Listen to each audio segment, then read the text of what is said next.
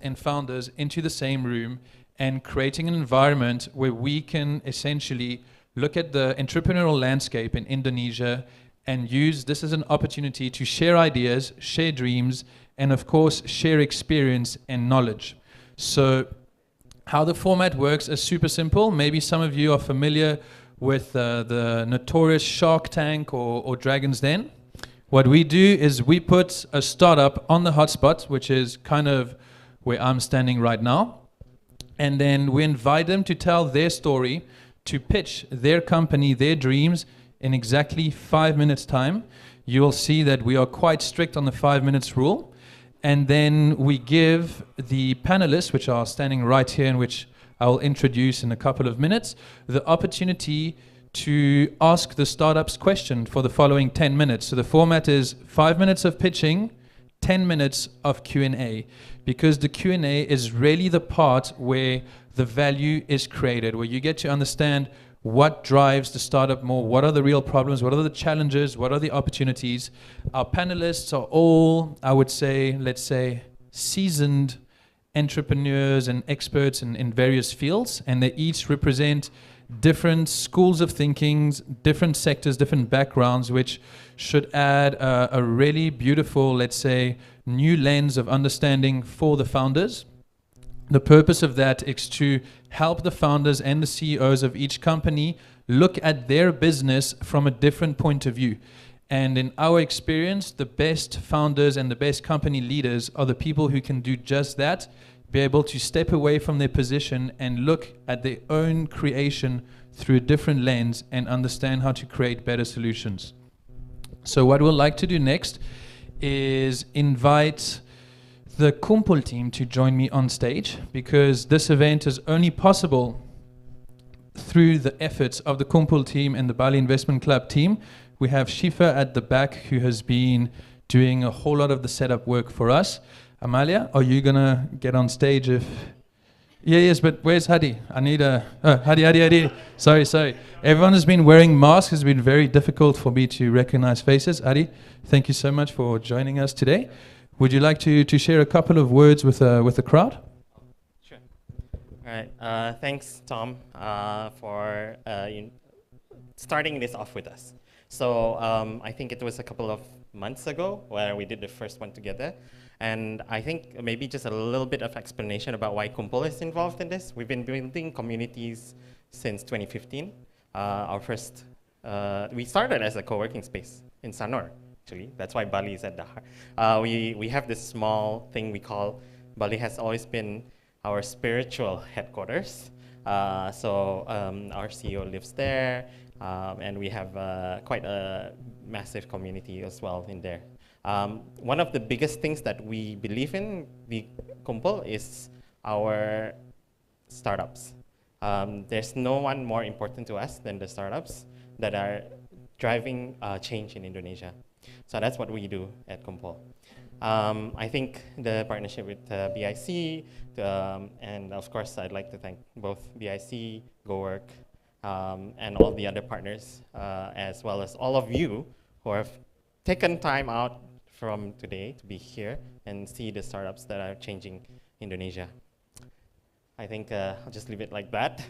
Yeah. So much. Yeah.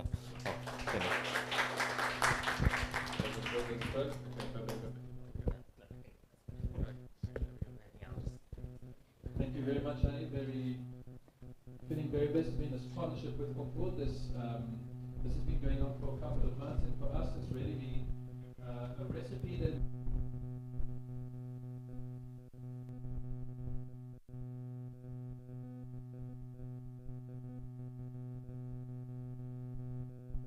To bring people back into the offline space. So as all of you know, we've all been hiding behind our computers at home for the last 2 years, and that's been great because we can work in our underwear.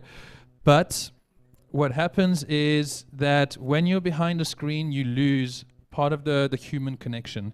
And for us, Angels and Founders is really about bringing people together and creating a space and opportunity for people to meet each other. And as you'll see as we go through this event, it's really not just about putting money into entrepreneurs' hands. It's about creating connections, creating new friendships, new collaborations, exposing people to new ways of thinking, and these are really the outcomes that we're seeking to create today. So please take a look around, see who's actually present, and when we take a break, feel free to ask people just how they're doing, why they got here, what they're seeking to get from the experience, and exchange contacts, make new friends, and this is how you're going to grow in this community, and this is how you're going to grow as an entrepreneur. It's all about networking. So now, I would like, oh dear, that's me on stage. So now I'd like to share just a couple of thoughts around the concept of angel investing. Of course, we're called Angels Investors, and at Bali Investment Club, we are, let's say, an investment vehicle that rallies passionate angels and creates those exact connection points with founders. And as we know, investing is a big part of what we hear about every day.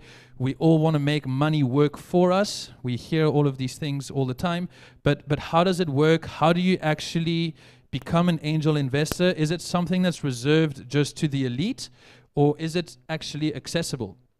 And for us at BIC, of course, we try to make this journey simple. And we'd like to share some tips with you on how to become an angel investor, or how to start thinking as an angel investor when you're speaking to friends or entrepreneurs and you're exposed to ideas, you're exposed to people that are looking for funding. So we have how to be an angel. Oh, that's really good. I can see my own slides without having to turn back. Could I please get the clicker, if that's possible? Left, right, left, right. Oh, perfect. Thank you so much. Okay, we're going to give this a test. Right click. There we go. Okay, so can we go back? So I think the clicker is just a cool thing that's in my hand, but the team is driving the real transitions at the back. So when I put my hand up, we go next. Okay, sweet. So how do you be an angel? I've boiled it down into, let's say, like 5 simple things to think about as a starting point. And then the rest of this experience is really to put into practice those main points. So point number 1, understand the basics. What is an angel investor? Well, it's super simple. Angel investors are the first people to back the startups. I put the full image there because that's essentially what angels are, just fools. We want to believe that something can happen. We're the biggest risk takers because the idea is still very new. There's not a lot of testing happening around that, but we also have the most to win. And this is when we kind of come in as a fool, because we have to hope that everything is going to work out all right. And this is the nature of the game. Most risk, but most to win at the same time. And as angels, we're not just here to give money, we're also here to give support. And this is when you need to look at yourself and say, okay, what am I good at? What is my career based on? What have I been doing for the last couple of years? How can I add value as an angel or as an advisor when somebody comes and asks me for money? Because this is the main ask and the main need for most founders and entrepreneurs. It's not just to get money, it's to actually get help, to get access to network, to get exposure to new ways of thinking. So think about yourself, think about your own skills, and figure out what value can you give to entrepreneurs on top of the cash that you can potentially invest in them. And then finally, a very important point, you can be a fool, but you're gonna have to sign a contract, because as much as the person you're investing in could be a friend of yours or family member, the contract is just a reminder of the agreement that you have in place. And this is something that it needs to be very clear from day one, is no money, no contract, no money. So when you're about to make any sort of investment, make sure the terms of your investments are very clear, have it black on white and signed by multiple parties, so that later in life or later down the line, everybody knows crystal clear what the terms of engagement were. Can we go next? Step 2.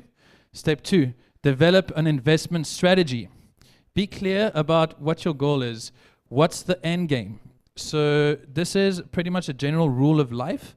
When you're undergoing anything, you've got to think down the line. Why are you seeking to become an angel investor? What are you trying to get from the experience? Is it passive save cash? Is it active fun because you're just bored in life and you want to do exciting things? Is it profit maximization? Are you trying to make the most money that you can from your savings? Or are you trying to be a force for good? Or perhaps you want a mix of all of the above. So for yourself, you have to figure out what your end game is. What is your goal as an angel investor? Be very clear with yourself what you want to achieve, because that will determine your entire journey as an angel investor. Can we go step 3? All right.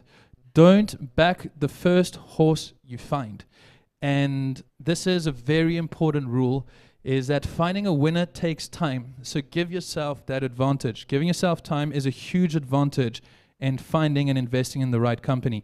At BIC, it takes us weeks, even months, even more than a year to actually find a company that we want to invest in, because there's so many projects that are looking for funding. And for us to understand if the case is something that we can trust the team with from a cash point of view, we have to develop a relationship, we have to do homework, we have to ask questions, we have to see also what else is out there. Making an investment is generally a one-way street. Once the money is transferred, you can't untransfer the money. It's really not a nice thing to do, to ask an entrepreneur for the cash back. So it's a one-way transaction, and then it's a waiting game. So give yourself the time to back the horse that suits you best. Spend some time to see what's out there. Explore. Give yourself a couple of weeks to do some homework and find out what is the landscape of the investments that you can make. Speak to other people about a startup that you found. So you found an exciting startup? That's amazing. Speak to your friends about it. Speak to other people. See what they think about the company. Nourish yourself with different points of views. Explore different deals, investment types. Is the deal that's being offered to me the right approach? Are there different ways of framing a different deal for the same company? What else is out there? What are my options? And then finally, choose companies whose business you understand. And this is something that we found is super important when you're an angel investor, is to invest in a company where you understand how it works. So if you've been in manufacturing your whole life, investing in a manufacturing makes sense because you understand how that team is creating value and how they're going to create value from your investment. So picking a sector that you're comfortable with is usually a good idea. So step 4, we can go to step 4, asking the right questions. So I put a bad apple there, and that's because if you look on the left side of the apple, it looks really nice and yummy, but that's because you're looking at it just from one view. If you turn it around, you realize that it's actually not so yummy. So the main question is, what could possibly go wrong when you're investing? And the truth is everything. Everything could go wrong. You've got to be aware that there's risks involved. Bad things can happen. The apple can turn sour. It's always a surprise. And the way that you mitigate against that is you ask yourself a whole lot of questions, and you find surety by doing this. So can you trust the founders? Look at the founding team. These are the people that are going to be using your money and driving the company forward. Do you trust them to at least the best of your understanding? Can you find evidence on what they've done in the past? Can you feel comfortable about how they're going to take the company forward? And do you believe that they've got what it takes to get onto the next step and to become bigger and more responsible? Do you know the market? Do you actually know what the company is dealing with? This goes back to the previous slide, which is understanding the sector in which the company is operating. Is this something that you're familiar with? What have you heard in the news or from your friends about that specific case? Do you know the market? Is there proof that the idea has traction? And this is looking beyond the pitch deck and asking the founders, okay, so you've got a great idea, you have a great service that you're offering, you have a great product that you're offering, but do people actually like it? Have you convinced somebody to give you just 1,000 rupiah for what you're offering? If people are willing to give you money for the idea or the service that you're offering, it means that you're delivering value. And finally, what's the cashback timeline? A founder is asking you for an investment. What are they promising you in return? How long is it going to take before you start seeing money back? Be very clear about that story, because if there's a misunderstanding, you're going to feel frustrated, and that's really not the point when you commit to such a journey. Finally, step number 5, put your skin in the game. So once you've done all of that homework, you've done the best you can to assess the landscape, understand your strategy, and pick your winning horse. Now it's time to invest and commit to a deal. And the best part is that something really funny happens inside of us when the money is transferred, and people react in different ways. Some people pray, some people smile, some people cry, because now it's out of your hands. You can't control it anymore. The money's sent. So the best advice we have to give you in that space is just let it be. Meditate, be mindful, and trust in the experience. And yes, of course, the people managing the deal, everybody's going to do their best to turn this investment into a success. But now a lot of it is out of your control, and you just have to trust in the journey and learn from that experience. And with that said, I'd like to invite you all to join the community, to learn more about what angel investing is about, to meet more angels, to meet more founders. Angels and Founders is this exact platform. It's there to bring people together. Our mission at Bali Investment Club, and the mission also in KUMPUL, is to start to actually bridge the different entrepreneurial hubs across Indonesia. So we operate in Bali, we're here in Jakarta today. We're trying to create a much shorter bridge between these two islands, and over the course of the next few months and the next few, over the next course of the next few months and next year, we'll be bridging angels and founders across different cities in Indonesia. And we seem to create a real, let's say, like a national community where people can come together, explore solutions, and collaborate on developing Indonesia's future. Thank you very much for listening to me for the last couple of minutes. I'd like to introduce Ernest from Recosystem, who is going to tell us a story about his company and what brought him here today. And he will be setting the stage for the real exciting part of today's show, which is the 8 pitches that we'll be seeing next. Thank you very much.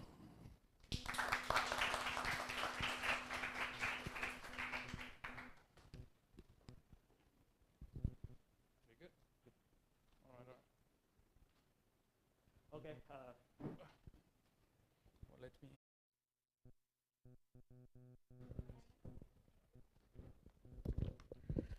Check. Okay. Hello, everyone. Maybe I will open the mask first.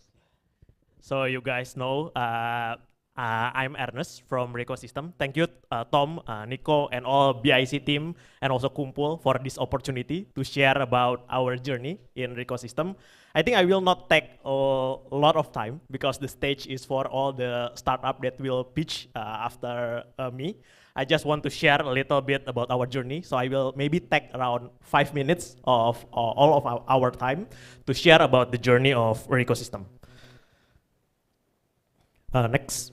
Okay, so I think the journey itself starting in 2018. Back then, we just started as the research. So I still work at the FMCG companies at that time. My co-founder also just went back from Timor-Leste after they researched about the biogas engineering and composting. And we just curious about how this waste management in Indonesia can be disrupted because of all of the lack of the standard, lack of innovation. So we just tried the research. And then we sell our product at that time also to the university that want to test to convert the waste into the energy. We don't know about how to monetize it yet until there is angel investor at that time willing and trust us to start the company. So that's the first time we named Recosystem at end of 2019. And we set up the company in Jakarta in beginning of 2020, and the COVID coming.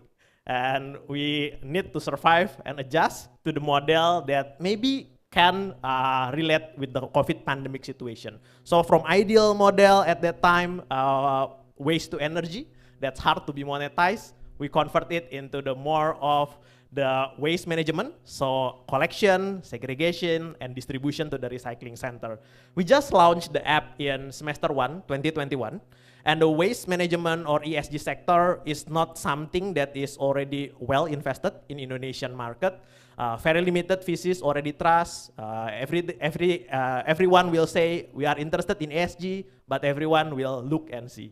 But I think at the end of 2021, before we start our journey in 2022, we met BIC at that time with Nico, and they trust with what we are doing, what we are testing. They already take a look about different startup and company in the waste management and this industry that is really need to be disrupted. And I can say that the leap of faith from BIC to invest in us is the proof of action that BIC is believed not only for the business that are ready to be invested, but also to the business that can make the impact to the social and environment.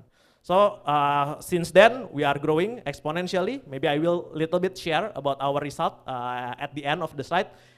Maybe before that, let me share about the ecosystem, because maybe all of you ask, what is the ecosystem? Is it? Next. So we are the waste management startup that try to disrupt the current ecosystem. Why waste and why waste management? Indonesia is well known as the fourth most populous countries in the world. And waste itself is the post-consumer products. So the number of the production of the waste will be in line, the number of the consumption from the population within the area or within the country. And if we double click the current existing players in the waste management market, we still count on the informal sectors that currently no system, no disruption, no innovation in that area that only performs to the recovery of 7% of waste. But if we take a look, 35% of waste in Indonesia is valuable that can be accepted into the recycling center. And the worker also have a low baseline. They only get a $100 income per month. So it's ready to be disrupted, to be more productive. And a lot of supplies of the workers, 2 million. And we don't see about this current existing opportunity. If we take a look, waste management market also have emerging sectors, lot of innovation, waste to food, animal feed, waste to energy, waste to building materials. So this is not just will end up in the 35% of the waste that can be valued, but also more to come. And then the ecosystem try to become the aggregator in this time. Next, so we try to connect each stakeholders in the waste ecosystem. Next, sorry. So we try to connect the stakeholders from the municipalities that produce the waste, to the waste workers, to the waste aggregator, recyclers or processors, until the waste itself can be accepted with the brand owners or can be converted into the valuable products. Next. And this is the current key stakeholders. We deal with the waste pickup vendors, we deal with the public places or the existing normal waste bin. We upgrade the TPS or temporary waste shelter to be not just pile up the waste, but can identify, segregate, and distribute waste to the right waste recycler or processor partners that work with us. Next. And this is how we generating the revenue, pickup services for responsible waste management, plastic credit and waste accounting, and sales of waste. At the beginning, we only play with the waste pickup service and sales of waste as the revenue stream.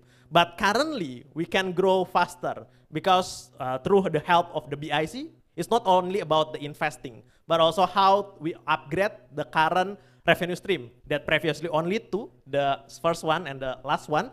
So we can tap in the more revenue generation model, which is plastic credit at waste accounting, where all the waste data and performance that we already track and perform well in the past 1 year also can generate the money for the performance. Next, and the result can be seen in the June year to date 2020, so only half year, we already hit 3 times of our revenue in the past 1 year in 2021.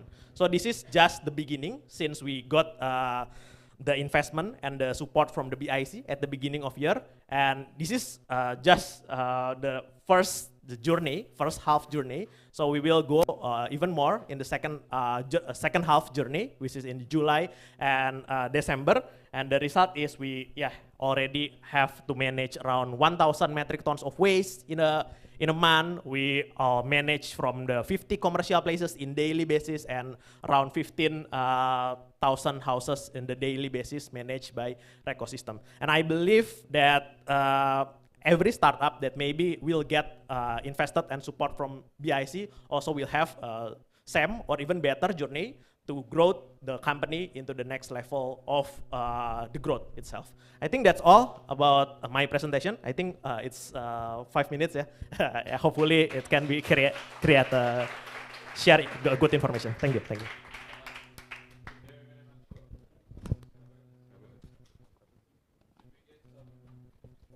Mic again? Yes, no, yes, no. Wonderful, gentlemen. I think that mic, the voice was a little bit sharp. I don't know what it sounded like at the back, but at the front it was really, really sharp. So we might want to just dial it down a little bit for the next presentations. All right, thank you so much, Ernest. Now, I would like to officially get the show going. Pradita is definitely ready. So the rules of the game are super simple. 8 startups, 5 minutes of pitching, 10 minutes of Q&A. We have at the front, in the couches in front of you, 4 of the 6 panelists that will be joining us today. And perhaps we can do a quick introduction to each of the panelists. Team, could we roll the slides? There we go. So I'd like to introduce Amalias, one of the principals from the KUMPUL team. Would you mind standing up so everybody can see you? Thank you, thank you. Next we have Andre, Commissioner and Financial Investment Expert. Thank you for joining us. We have Joshua, who is not here just yet. We'll introduce him when he arrives. Next we have Pradita, who is on the investment committee of Bali Investment Club. Ronnie, Managing Director of the Medco Group of Foundation. Can we just say group? Keep it humble. Okay, fantastic. And then we have Samira, who will be joining us also in a couple of minutes. So the role of the panelists is very simple. It's to ask the startups questions and to help with the knowledge exchange. Once the Q&A session starts, the panelists will be leading the questions, and to all of you in the crowd, I really, really invite you to ask questions of your own. Be curious.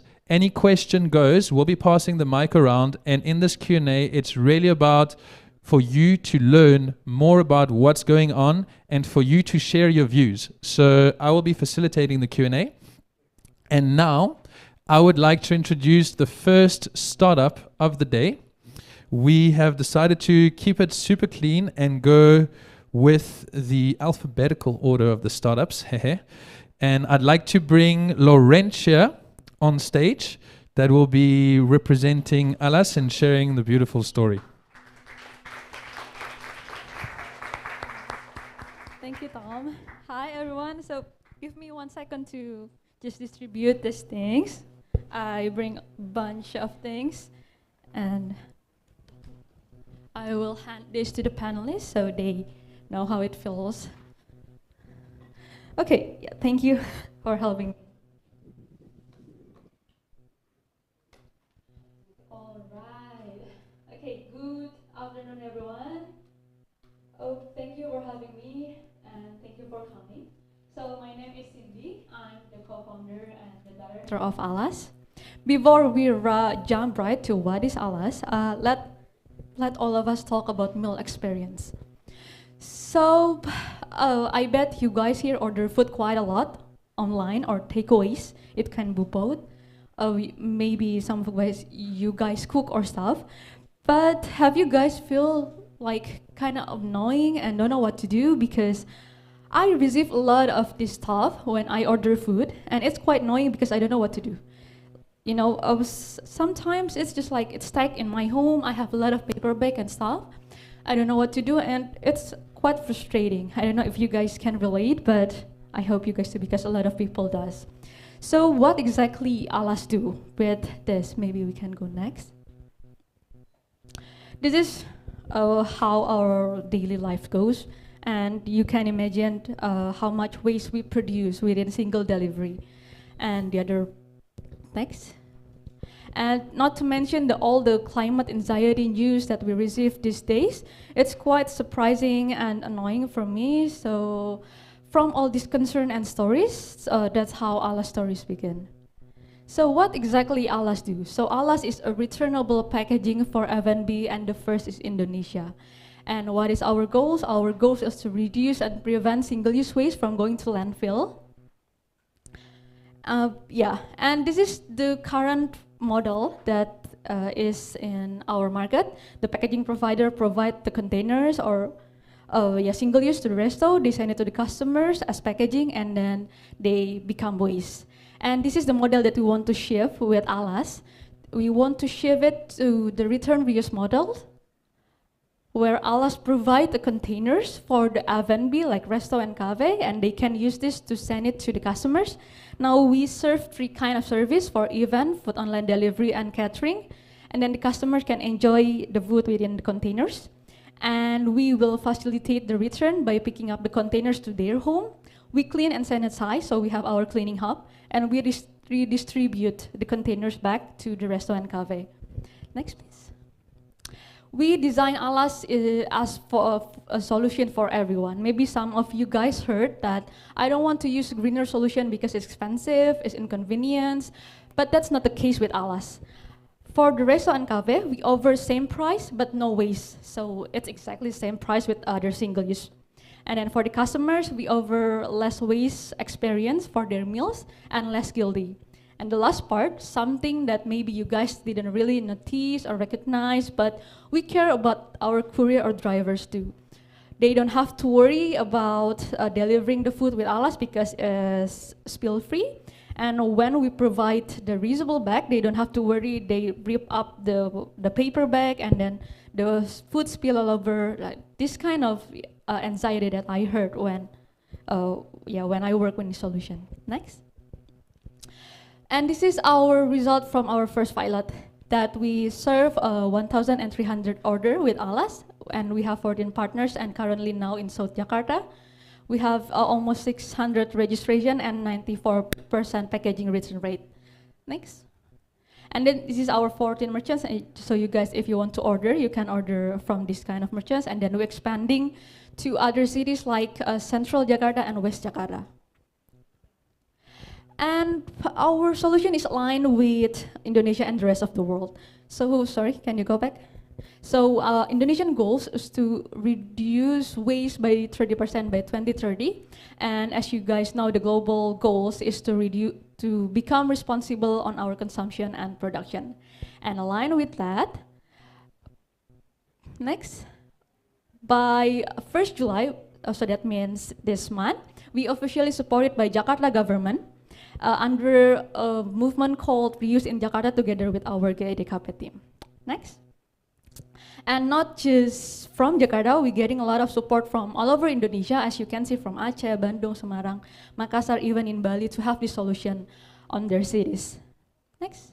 And this is our target market. We see a potential of 40 million food and drink order that we can gather by Alas. And estimation, we can save 1.5 million waste and then a total revenue of 200 billion annually. And next. This is where we're going. By 2024, we are aiming 300,000 borough, and that means we can avoid 10.5 single-use waste. And next. So this is the team. It's me, the co-founder and the director of Alas, and I have my partner, Bagas, the co-founder and director of operations too, and that's all about Alas. Thank you. Very much for being the first person to start. It's always a big stress. You did fantastic. Thank you. You and your team can be proud. I'd now like to invite the panelist Joshua has just joined us. Thank you for being with us today. To just ask some questions. This is your moment. This is your time to really dive into the company a little bit more. Ronnie, you'd like to open? Could we go back and just stick to the presentation before we move to the scorecard? Thank you. After you. Very good job. I want to ask, I had lunch delivered to me this afternoon from Roots, and I didn't have that. What happened?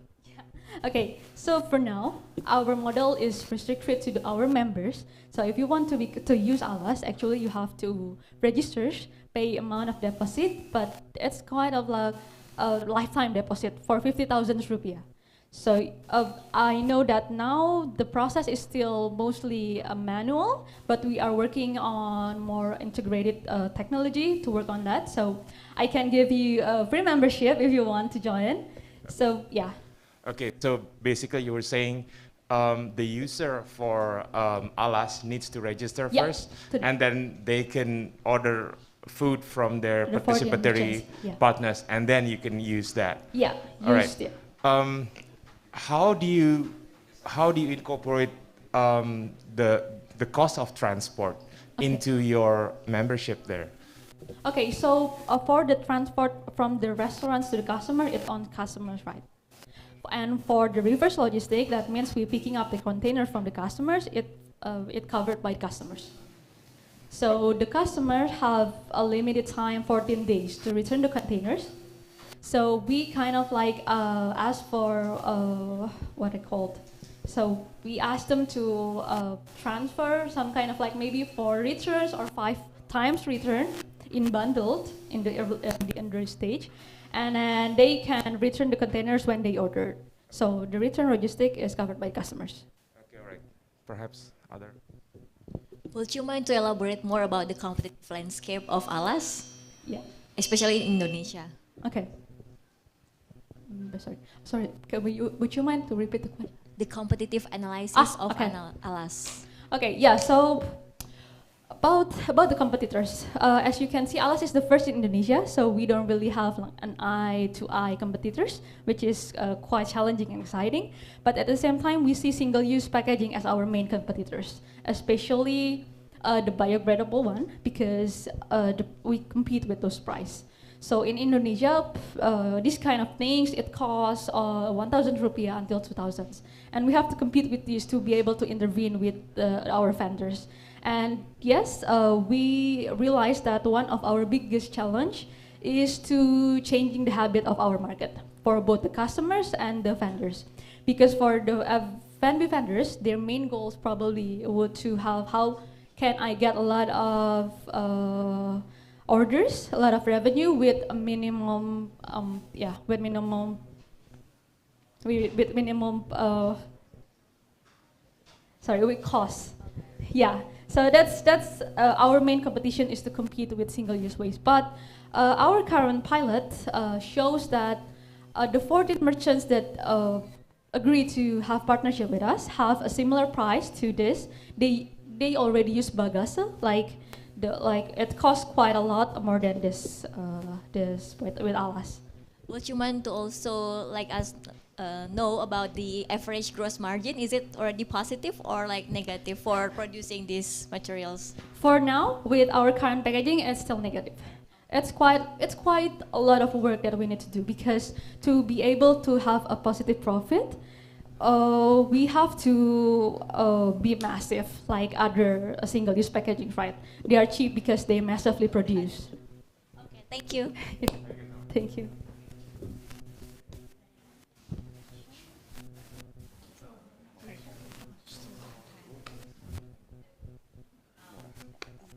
Hello. Okay. Thank you. Okay. I know that you were called Cindy, so I'm just going to call you Cindy. Okay. It's really interesting, but I just want to ask, like, is it possible for you to share like how much it costs to produce these, because the quality is not bad, right? And then you said that it's still negative right now, I mean, like the cash flow and everything. So are you targeting a specific customer for this, the one that can pay for this one, and then make your business, like cash flow positive? Okay, I can start with the cost of this. It's around 30 until 50,000 rupiah per piece. And the revenue we got, it's only for, we have two revenue streams actually, from the customers and the vendors. From the vendors, I said we compete with single-use packaging, so it's around 1,000 rupiah until 2,000 rupiah per use. And for the customers, actually, we kind of like renting the containers to the customer for events or lunch at their office, and it costs 3,000 rupiah if you want to borrow this. So that's kind of the basic cost that we have to that we got from the customers. But I agree, we have a lot of work to make it profitable. So what are we trying to work now is designing our own containers that will reduce a lot of cost, because this is a very high quality. It doesn't mean that we want to produce a low quality containers, but it's just maybe all the customers doesn't really need the collapsible or stuff, right? So we are adjusting to the needs, the basic needs of our customer. Maybe no spillage, maybe a food crate, which is this food crate. So that's something that we're working on. All right. So I have a question. Can you tell us just a little bit about your road to funding? So how have you been funding Alas up until today? And what are you looking for in terms of funding going forward? What's next? Okay. Yeah, so in terms of funding, we haven't really looked at funding. We haven't funded yet. So we just received a grant from GIZ. I think Ernest sometimes mentioned about GIZ. We received grants from GIZ, but other than that, we haven't really fundraised yet. And about the amount of money that we want to raise, we are not ready to disclose that publicly yet. But I think if you guys want to talk, I'm happy to discuss with you privately. But yeah, for now, we are not funded yet. Okay. And then, so, adding to this, something that we mentioned earlier is that, something that entrepreneurs and founders need, it's more than money. In terms of help or in terms of support, what do you think people in the room can potentially offer you, or what are you seeking for in terms of help? Okay, great questions. The first thing I want to answer is getting money. So I need a strategy to how to fundraise with people. Because I think that's quite like, if you don't have a really good circle of friends or stuff, you don't talk to a lot of funders, we can really know what these funders want, right? So the strategy, how to talk with them, how to present, what is important for them and stuff, that will be really helpful for all us, because maybe this year or next year will be around for us to actually ready to fundraise. And the second one is maybe strategizing on how to cross the bigger market, because now our main market is a very niche market. They are, as you can see, their rate or range of food is really high. So we want to make the solution grow bigger, because we want to help Indonesia to save the waste by 30%. So the strategy to cross that boundaries to go to the general market. All right, thank you so much, Cindy. We are pretty much right up on time. Just last question from my side. So it seems that you're in the early stage, or the pre-fundraising stage. Is today the first time that you're presenting yourself to an audience like this? To be fairly honest, yes. Wow. So please, a big round of applause for Cindy. Thank you so much for joining us today. And now I'd like to invite the panel and the audience to do what I'm doing right now with my phone. Is just point at the screen and rate Alas. And what you will see is the scorecard that we've developed, and this will give you... You successfully scanned QR code. So normally it should work on your devices.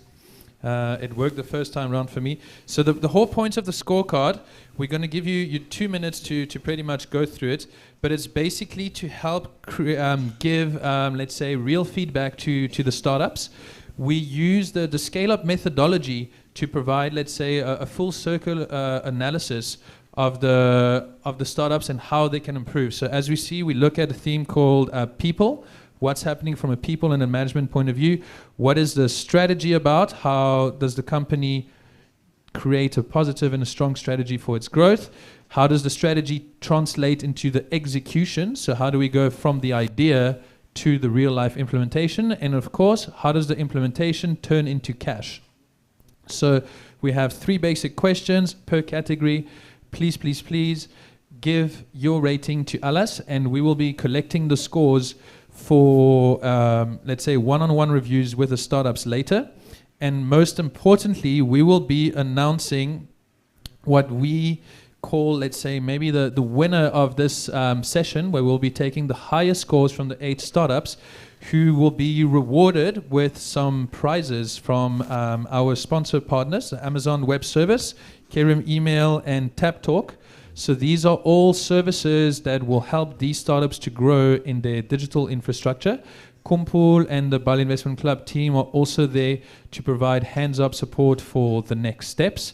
So we will be ready to switch, I think, to the next startup in about a minute or so.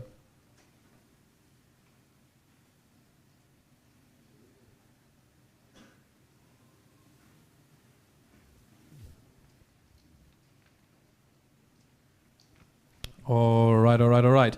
So our next company is called Banana and Partners. And I'd like to invite Rizky on stage, who will present their take on waste management solution in Indonesia.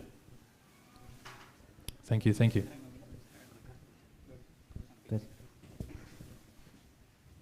Rizky, I'm putting you on the clock. You have 5 minutes. Starting now. Okay, good afternoon, everyone. My name is Muhammad Rifki Al-Ghifari. You call me as Amin or Rifki. In Banana we call Amin. Thank you for Kumpul and Bali Investment Club to allowing us to present our business. Next. Okay, this is the huge opportunity and the problem of the Indonesia. Every person in Indonesia give 0.7 kilogram waste per day. If we calculated about the total waste in Indonesia, 28 million ton per year that end up in landfill or Indonesia in TPA. Okay, next. Okay, this is come the question. If we think about it, where does the waste end up in the future? And how to reduce the amount of the waste in the future? Okay, next.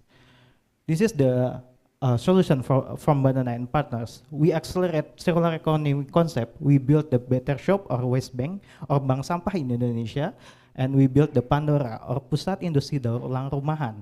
This is the waste to energy and waste to material facilities. Next. This is the better shop. This is the first stage of supply chains in our business with collaboration with Link Aja, and there are 5 in Balikpapan. We starting pilot project in Balikpapan. Next. This is the ultimate solution for our company, Pandora, Pusat Industri Daur Ulang Rumahan. Pandora is where we run a technology for processing used cooking oil or minyak jelantah in Indonesia, plastic waste, paper waste, converting the organic waste to biocharcoal. The Pandora's output is biodiesel for biofuel, biocharcoal for the fertilizing or plantation, and for power generation and chopping and plastic. And every Pandora in this year potential to contribute carbon emission avoided and energy production. Thanks. Okay, this is our business model. The first is tipping fee and the product sales. This is a multiple revenue model from our company. Next. Okay. We see the consumer start for the existing sustainability first and energy revolution in Indonesia. We're targeting in urban city. We target market in 2026 minimum manage in 1 million tons in 10 urban cities in Indonesia. Next. We are very understanding. We in our company, in our competition in Indonesia, Banana and Partners, we set a position in big player with waste to energy and waste to material facility as our competitive advantage are fast, environmentally friendly, and with high value competitive advantage in our product. Next.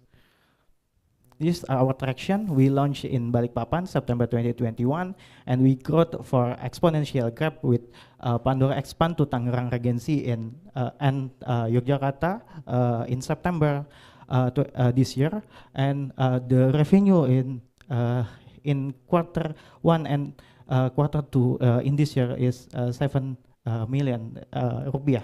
We collaborate with New Energy Nexus and KUMPUL, Founder Plus, and several waste management clients such as Pertamina. Thank you.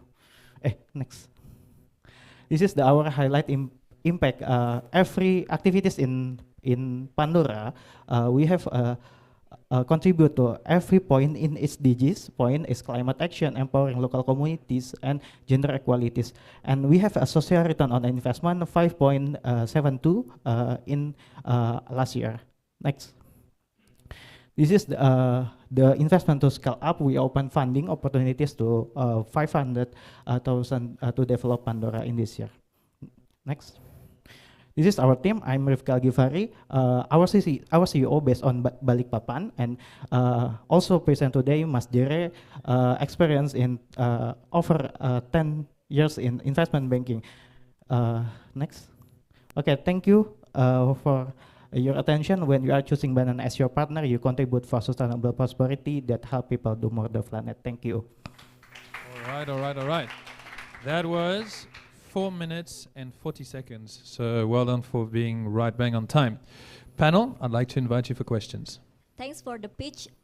In one of your slides, you mentioned about Pertamina, right? Would you mind to elaborate more how kind of partnership that you have between you and Pertamina? And second question, in the projection, I saw there is like a positive net profit for several years.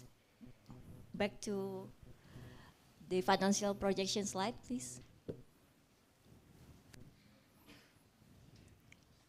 Next. Yeah. Yeah, for the profit, right? It's already like becoming positive in 2021 and onwards. Just want to elaborate more on that. Is there any is like always positive? Because like in similar business model, it's like unlikely that the profit will be positive in the several years. Okay, thank you. For the collaborating in Pertamina, we especially collaborating in Pertamina Pataniaga regional Kalimantan. This is our contact in with Pertamina until 2025 to collaborate to development their circular economy concept in Balikpapan. And Pertamina support us to develop Pandora in Tangerang Regency with grant. And for starting startup in Grand Tangerang, and this is the calculate about it. In Pandora, the biggest cost is the capital expenditure for technology for land, but we tackle about the numbers with a lease back our technology in leasing company, because in 2022 our profit is negative, but EBITDA is positive, because we leasing about the number of our technology.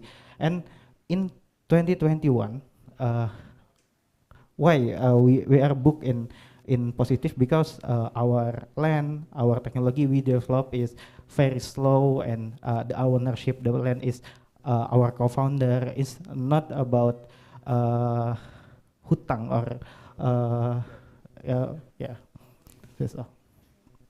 Yeah.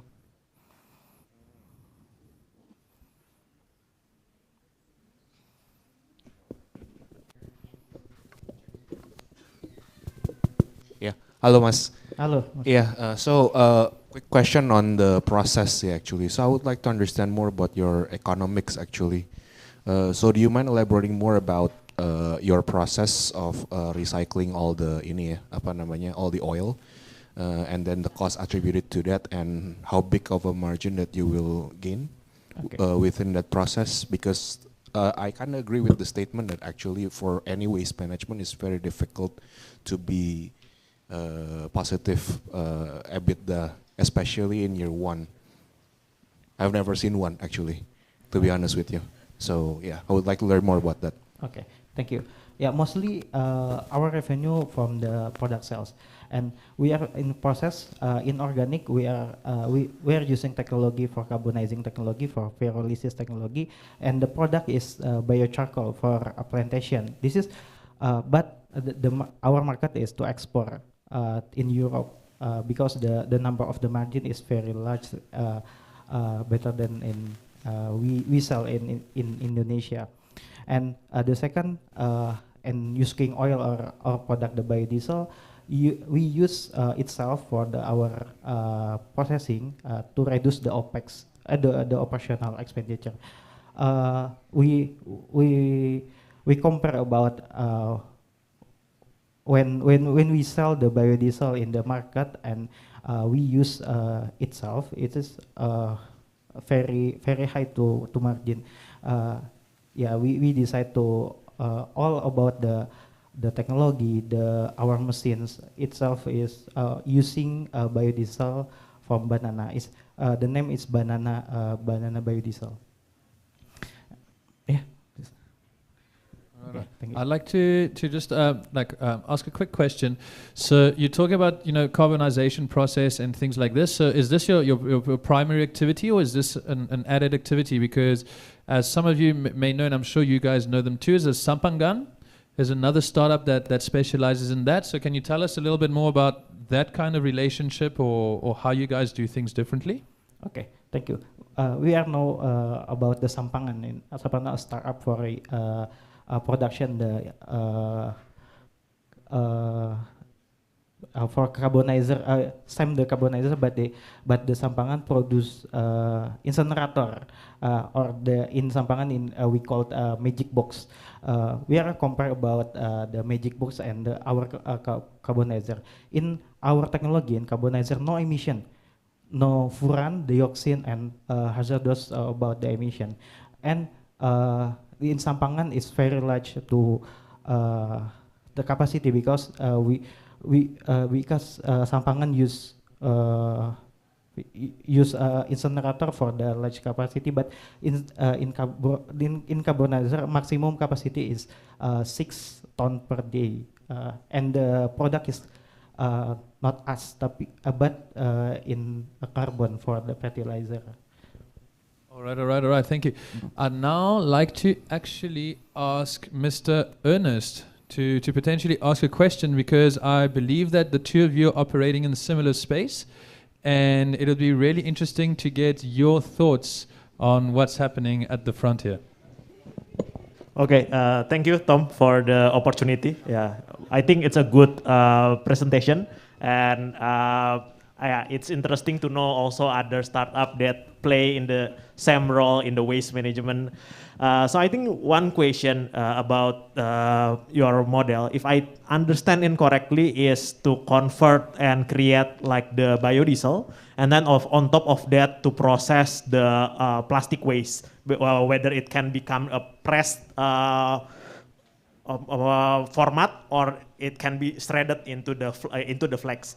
I think the question is, how about the other waste? Knowing in Indonesia most of the waste is mixed up, such as other waste that currently cannot be processed in your technology on in your site. Okay, thank you, Mr. Ernest. In Pandora, we process all waste. It's not only about the plastic, about the using oil, but we process the organic too.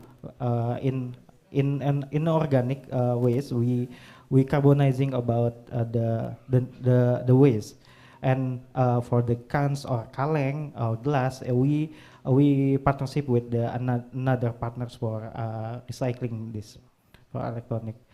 Yeah, we receive about the all waste in our customer. Okay, so maybe to be more specific, what kind of type of waste that you are not that currently are not processing by yourself? Okay, glass, because for the processing the glass are using the high thermal process. Glass cans or kaleng in Indonesia, and hazard toxic toxic waste from the pengolahan in Pertamina, such as oil and so on. Okay, thank you. Okay, thank you, Mr. Ernest. All right, all right, all right. We have time just for one last question, which will come from me, and it's very simple. What's next for you, and what's next in terms of funding? How is Banana Partners going from this session today to the next 6 months? What are you looking for in terms of cash, and what are you looking for in terms of help? Yeah, we look often funding for $500,000 for the increased number of Pandora in Indonesia, and we look for partner such as a Jubilo ecosystem. It is a potential partner in today.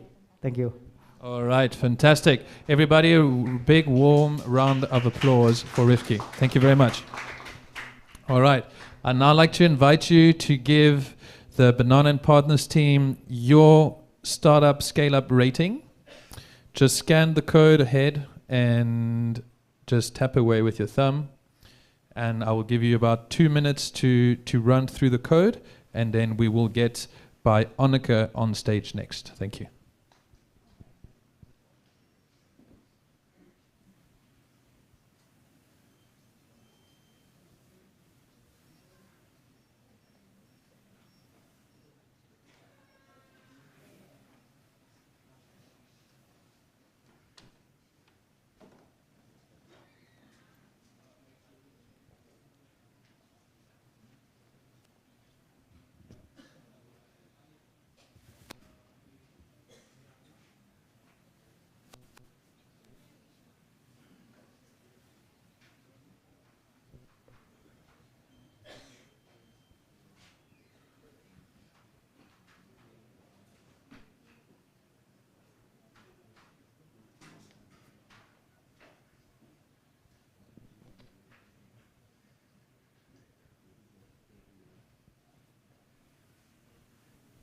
All right. One more minute.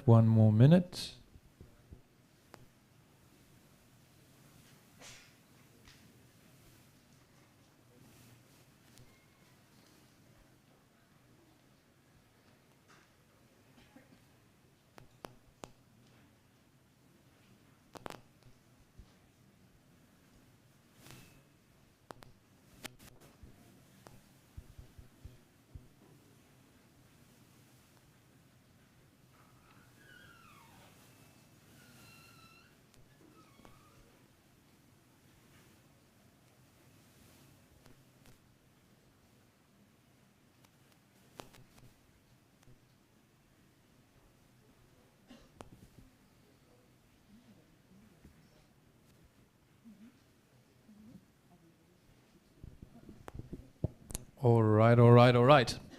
I would now like to invite our next company, Bionica, which is a startup focusing in the agri-tech and processing space. Ricardo, will you please come on stage? If you have team members, please come with. I'd like to also invite you to then sit on one of the couches so that you can support your team. We'll give you a minute to pass around the goods, and then I will put you on the clock.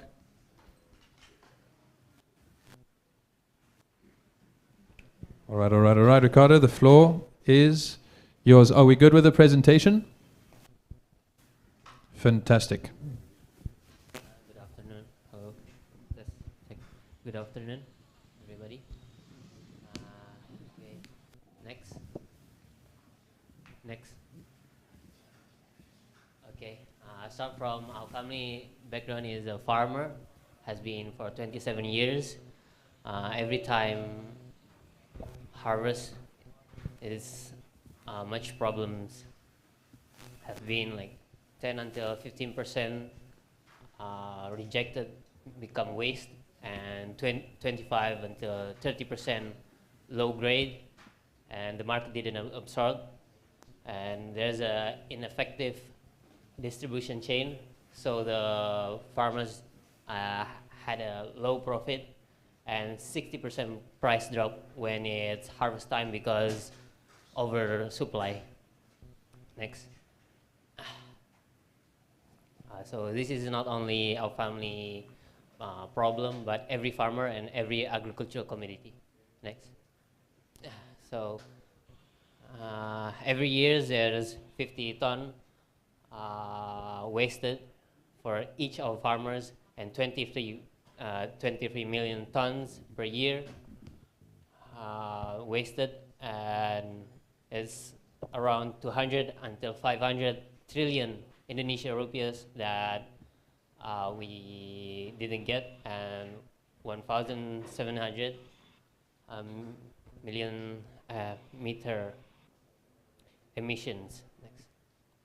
So how to sell waste to be more expensive or to be more valuable than good quality product. Next. Next. Yeah, so we have to minimization the waste using our technology, post-harvest processing technology, to solve low-grade commodity. This is our technology. We already have vacuum fryer and this dehydrator, and we are still developing these freeze dryer and control atmosphere storage. Next. This is our products. Banana chips, apples, fruit jack, and there's still much of products. So we already have a production plan in Batu, the first time it established, and it's already in Wonosobo for the second. And in this year, we are planning to build 4 more plants in Jakarta, Lampung, Riau, and Medan Toba. Okay. Yeah, next. We start from 2018, and in 2021, it starts to increase because of the pandemic, and now we're sure in 2022. Next. This is our milestones in 5 years ahead. Okay, this is the market size. Next. Okay. What are we gonna impact in 2024 is 2,500 farmers empowering, 300 plus jobs created for society, 150% farmers economy increase because the waste that we sell, and 40 products that we have been developing, and 20 region production plants, and 100 offline store in Indonesia. Next. Next. This is our team. This is Ricardo besides me, and our other teams. Next. This is the investment we need for one plant is 1.2 million rupiah, and the equity sharing is 20%. Next. Thank you very much. All right. Thank you very much for your presentation. I'd like to welcome Samira to the rooms. Would you mind standing up so everybody can see you? We have our final panelist that's arrived. Thank you very much for joining us today. I'd now like to invite the panelists to ask the Bionica team some questions. Thank you. Yeah, I'll have a quick question. What do you mean by empowering the farmers? Are you buying from them, or are they supplying to you? What's the economic models of your products? Back to business model.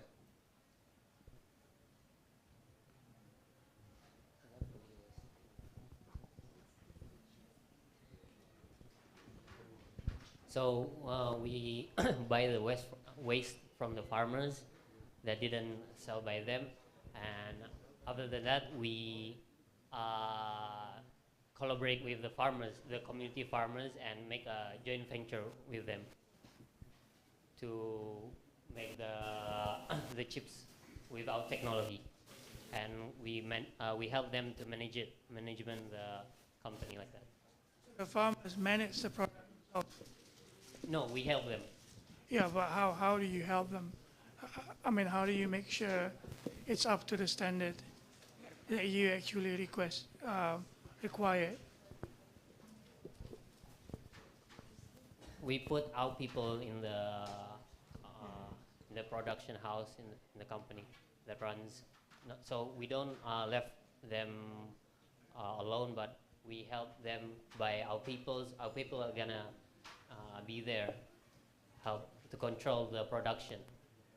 Right, and the 1.2 billion is just to set up one locations, or Yeah.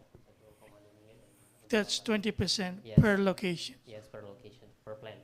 We already have plant in Batu and Wonosobo.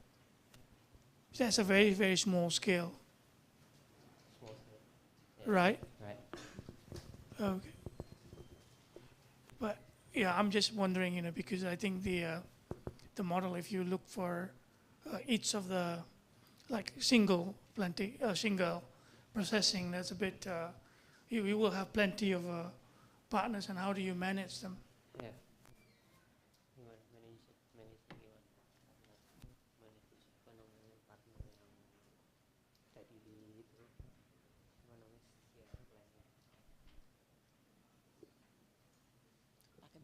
Yeah, we have the management production that his work is to control every plants in each city. I have a question. Okay. Do you see this as a B2B model or a B2C model? And if it is a B2C model, how do you differentiate in terms of your branding? Bahasa Indonesia aja nggak apa-apa kali ya. Okay. Ya, biar lebih. Maaf, saya kurang Nggak apa-apa, it's okay. Bisa diulangi pertanyaannya? Ini sebenarnya B2B atau B2C? Oke, ini tuh B2C. Jadi B2C. untuk produknya B2C. Okay. Now, kalau B2C, how do you differentiate? Because how do you differentiate in the market? Mungkin saya akan membawa kampanye tentang healthy food seperti itu. Terus untuk tahun ini pun kami akan fokus ke B2B dengan membawa produk-produk kami itu ke retailer seperti Superindo, Rans Market dan lain-lainnya, masuk ke premium market seperti itu. Okay. Do you have your competitors here? Kompetitor, oke. Ini sebenarnya PPT yang saya udah revisi, cuman kayaknya belum ditampilkan. Okay. Nah, untuk jackfruit atau untuk keripik buah itu kompetitornya banyak banget. Hanya saja kelebihan kami adalah kami memiliki mesin teknologi yang kami temukan atau yang kami riset selama 8 tahun, di mana keunggulan dari teknologi adalah low temperature teknologi. Jadi, so this is your main differentiator. Yes. This is your USP adalah the technology. Yeah. Okay. And how does that, when we convert that to economic or commercial, itu maksudnya apa? Jadinya kalau misalnya kita, how do your USP in technology, how does that convert to commercial? Apakah lebih murah atau lebih cepat atau apa? Oke, dari efisiensi energi bisa turun sampai 20%. Pertama, kedua dari hasilnya, nanti bisa dicoba keripik kami gitu kan. Terus dari segi hasil, dari segi gizi. Dari segi gizi bisa dikatakan hampir 100% itu buah asli, sama, mirip karena kami diproses di angka di bawah 70% derajat. 70 derajat Celcius. Iya. Yeah, no, they're opening it. We're gonna try it. Okay. Iya, kita mau coba. Okay, thank you so much. No, I'm good. Do we have any questions from the crowd? Besides me calling out Ernest, you've all been very quiet. It's your moment to ask the team some questions. I will go first. What I was trying to understand in your pitch, and maybe it just me not understanding it properly, but we got a question from Padita. Menarik banget, tadi kan teknologinya in-house ya. Kalian patenin nggak teknologinya? Ini tahun ini lagi proses untuk dipatenkan. Jadi nanti akan dipatenkan Atas nama perusahaan kami. Oke. Cuman kami tidak jual mesin itu karena kebanyakan waktu 4 tahun yang lalu kami jual mesin itu, petani nggak bisa mengoperasikan. Makanya kita pakai joint venture company tadi biar kami kami pakai joint venture company tadi biar kami bisa menemani petani dulu bagaimana bisa memproses, mengendalikan dan menjual. Baru saat apa? Semoga tahun depan sudah bisa keluar. Mas, berapa sih harganya satu, like how much do you? 45.000. 45.000. It's all covering the cost of the technology and everything already?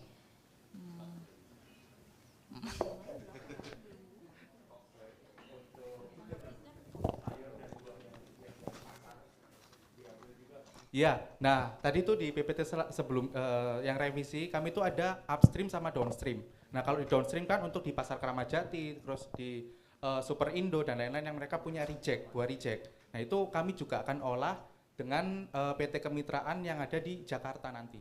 Jadi tahun ini kami fokus targetnya akan nambah di Jakarta salah satunya, di downstreamnya tadi.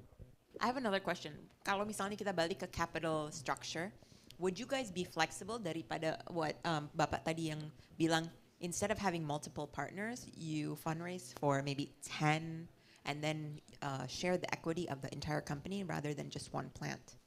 Mungkin untuk saat ini kami baru punya plan itu ya di setiap wilayah. Jadi untuk satu wilayah itu akan mengcover satu provinsi seperti itu.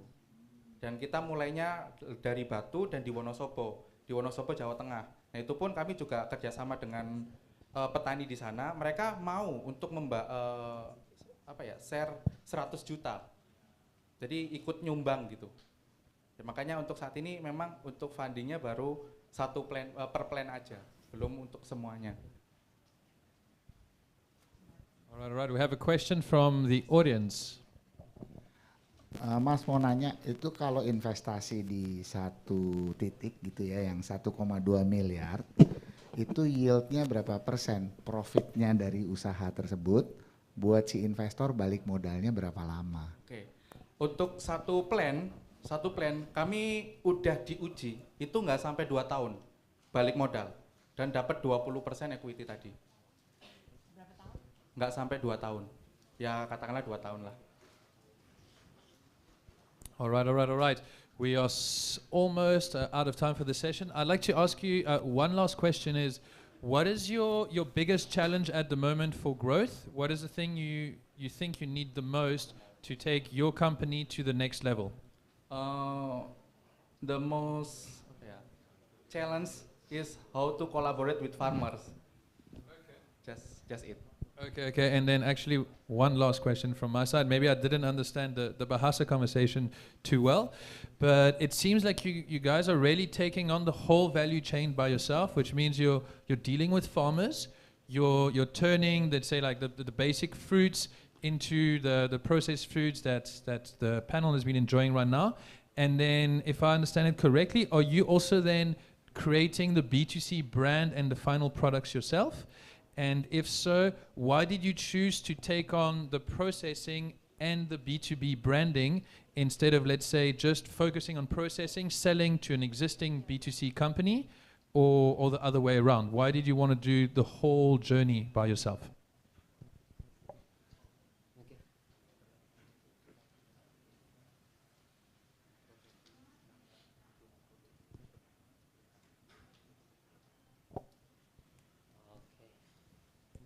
So the point is that, yes, we do all the processing, but we increase the selling of the product. But kita mau fokusnya di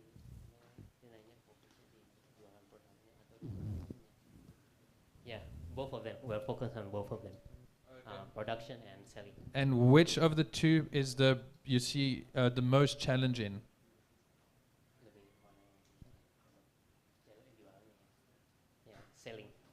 Selling. Okay. Right now we have a brand like that, Chippy Chips, and we do sell the non-labels, so people can label by themselves and sell it. Okay. So that's perfect. So you can actually then sell to existing brands, and then they can. Okay. That's fantastic. Thank you so much for your time, gentlemen. We'd like to now ask the panel. We'd like to ask the panel and the audience to please rate by Annika. So for you who still have the tab open on your phone, you can just refresh or click Rate New Startup. Otherwise, you can scan the code again.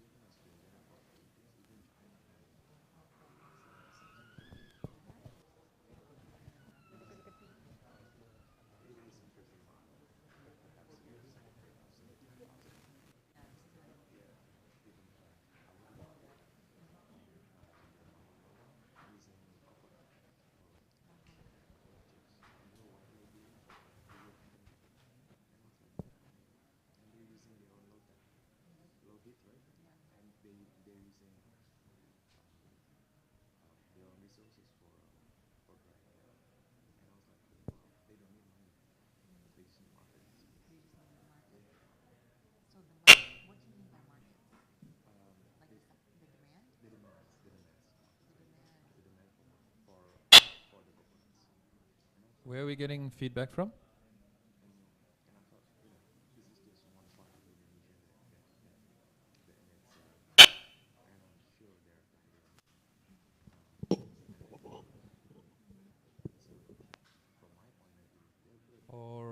All right.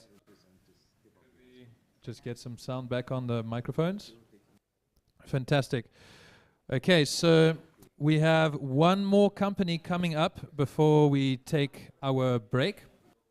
I would like to invite the CoinPack team on stage, and please, warm round of applause. Welcome, welcome, welcome.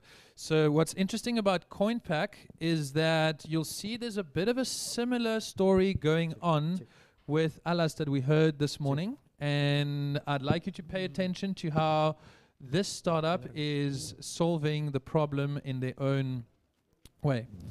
I give you 5 minutes, starting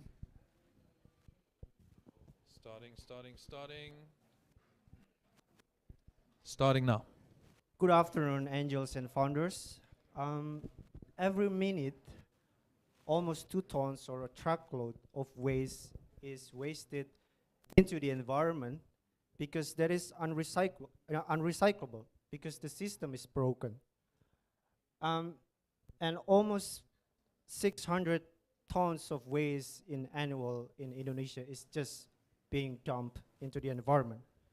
My name is Bintang, CEO of CoinPack. In the next 5 minutes, I'm going to explain to you how CoinPack is solving this problem. Next. So our solution is a deposit and reward system for FMCG products to prevent single-use waste packaging at the source. It's just like the existing gallon water system in Indonesia, but it's developed for our daily essentials from head-to-toe care, home care products, food products, and so on. So how does exactly that work? Please next. So we call that as reuse as a service model. Basically, we are supplying our reusable packaging to our FMCG partners. They will refill the packaging with their products, and then we will sell the finished goods to the end consumers, also to the retailers, and these customers will return back the empty packaging to us, and then they will get a cashback or incentive. We capture money from supply the reusable packaging to the FMCG partner, as well as capturing some margin from selling the finished goods. Next. These are our technology that makes our solution is scalable, First is our reusable packaging. It's fully recyclable. It can be used up to 20 times. It can be tracked using our technology and our patentable cleaning and sanitizing facility. And the next is mobile application for our sales points to track the customer's data. Next.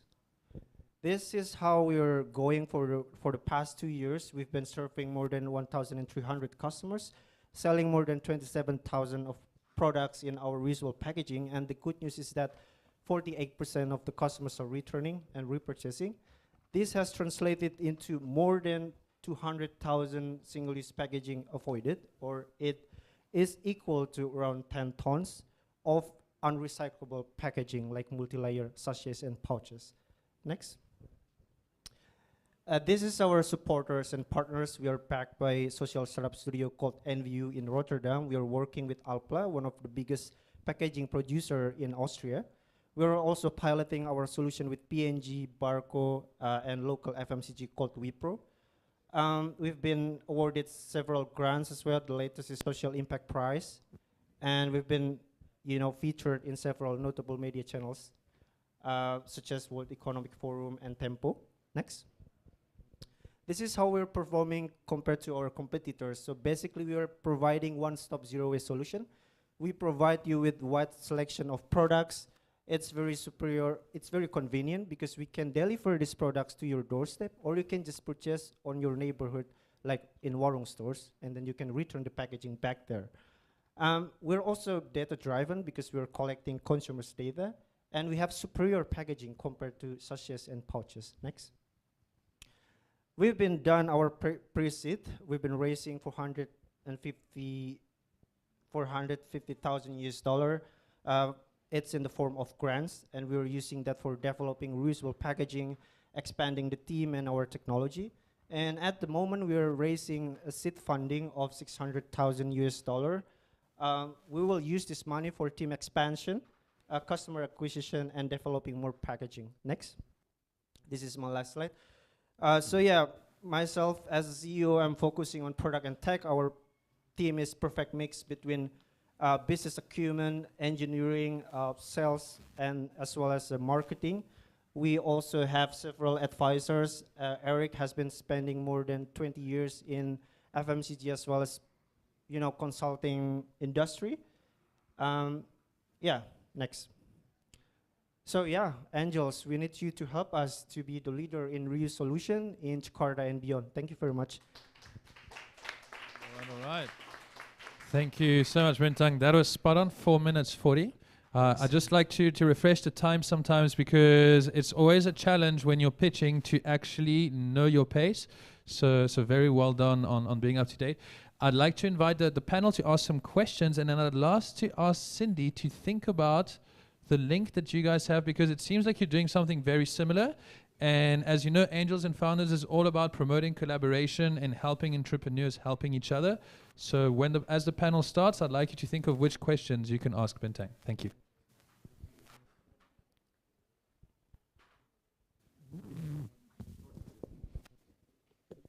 Thanks for the pitch. For the fundraising, are you currently bootstrapping, or you mentioned that you already received some grants, right? Is there any angel investors in the previous round, or this is the first time that you open up the round? Yeah, so thanks for the question. To answer that question, I think I need to explain a bit about NVU. So NVU is a social startup studio based in Rotterdam. They are building ventures. So they've been founding CoinPack and recruiting me as a CEO as well as co-founder. So it's born by the incubator. Yes. Okay. So far it's mainly funded by NVU, and those 400,000 something it's from external, outside NVU. So now we are opening this funding outside NVU, and NVU will dilute. Okay. I have a question. What is your current strategy to compete with the current logistic of single-use plastic, of sachet and shampoo and all that? Yeah, thanks very much. So I think that's very valid question. That logistic is one of the biggest challenges in enabling this reusable ecosystem. So what we're doing is now we still have in-house courier, But we are starting to cooperate with third-party logistics, such as Westbike. I showed the Westbike logo, so it's like a, bicycle courier. And I think in terms of the cost of, shipping these products, it's still manageable, especially once we grow the volume. It's very negotiable with this third-party logistic, because we've been talking with, Paxel, we've been talking with Cargo. It's just a matter of volume. So it's really on how we can unlock the demand from the customers first. And I think we're on the track there.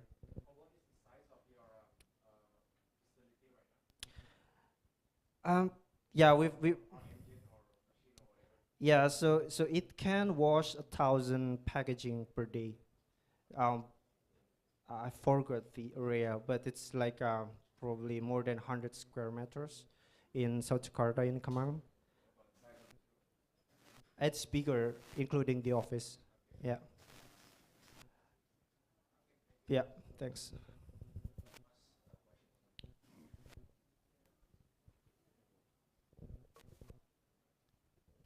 You can use, there we go. Yeah, Mas question. So basically you do deliver the product from the principal to distributor or retailers. Yeah, And currently, you yes. and you take the products back from the end users, I presume. Yes. Back to the FMCG. Back to me first to Yeah. clean. To then- clean and then then redistribute them back. Understood. So how do you basically make the agreement with the FMCG companies right now? What's the agreement percentage-wise? What sort of pricing that you get? Yeah, so first, I think we started with a small-scale pilot. Let's say in 10 sales points. We call that the sales points or retailers, right? Yeah. And then once let's say we have some metrics, let's say the return rate of the packaging, and then we hit certain numbers, and then let's say we hit that numbers, and then we scale up the distribution channels. So this is, I think, very, very important note that currently Coinpack is playing the distributorship. Yeah. But I know there is already the expertise of this FMCG, so it doesn't make sense if Coinpack is competing with them. But we need to play this now because we want to get the early adopters. So these FMCGs are convinced to adopt our system, right? And that's what we are doing now. And later, we will give this distributorship part to the FMCG, and basically Coinpack is just a B2B model. We are supplying packaging, we clean your packaging, we just supply you with reusable packaging, and you pay us per cycle. That's it. So, yeah. Yeah, and in terms of the money that you get back from the FMCG partners, how big is that compared to the retail price? You can give me a picture about that.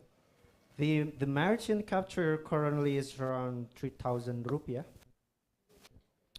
And the packaging service fee, it's ranging based on the volume.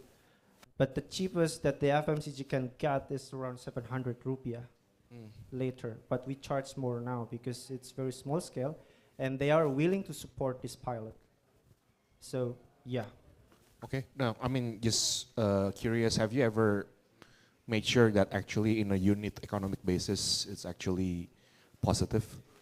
Yeah. From that business cycle that you're into? Once we are supplying 2 million packages per year in the next 2 years. Cool. No, because I know several, I would say, social commerce players. They are doing the distributor work. Yeah. Which most of them are actually doing a negative contribution margin. Okay. Most of them, at the very least.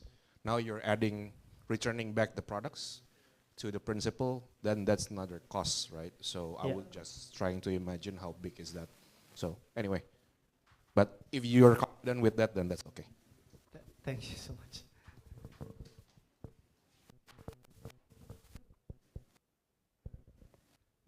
All right, do we have any? Cindy, are you feeding it? Yes.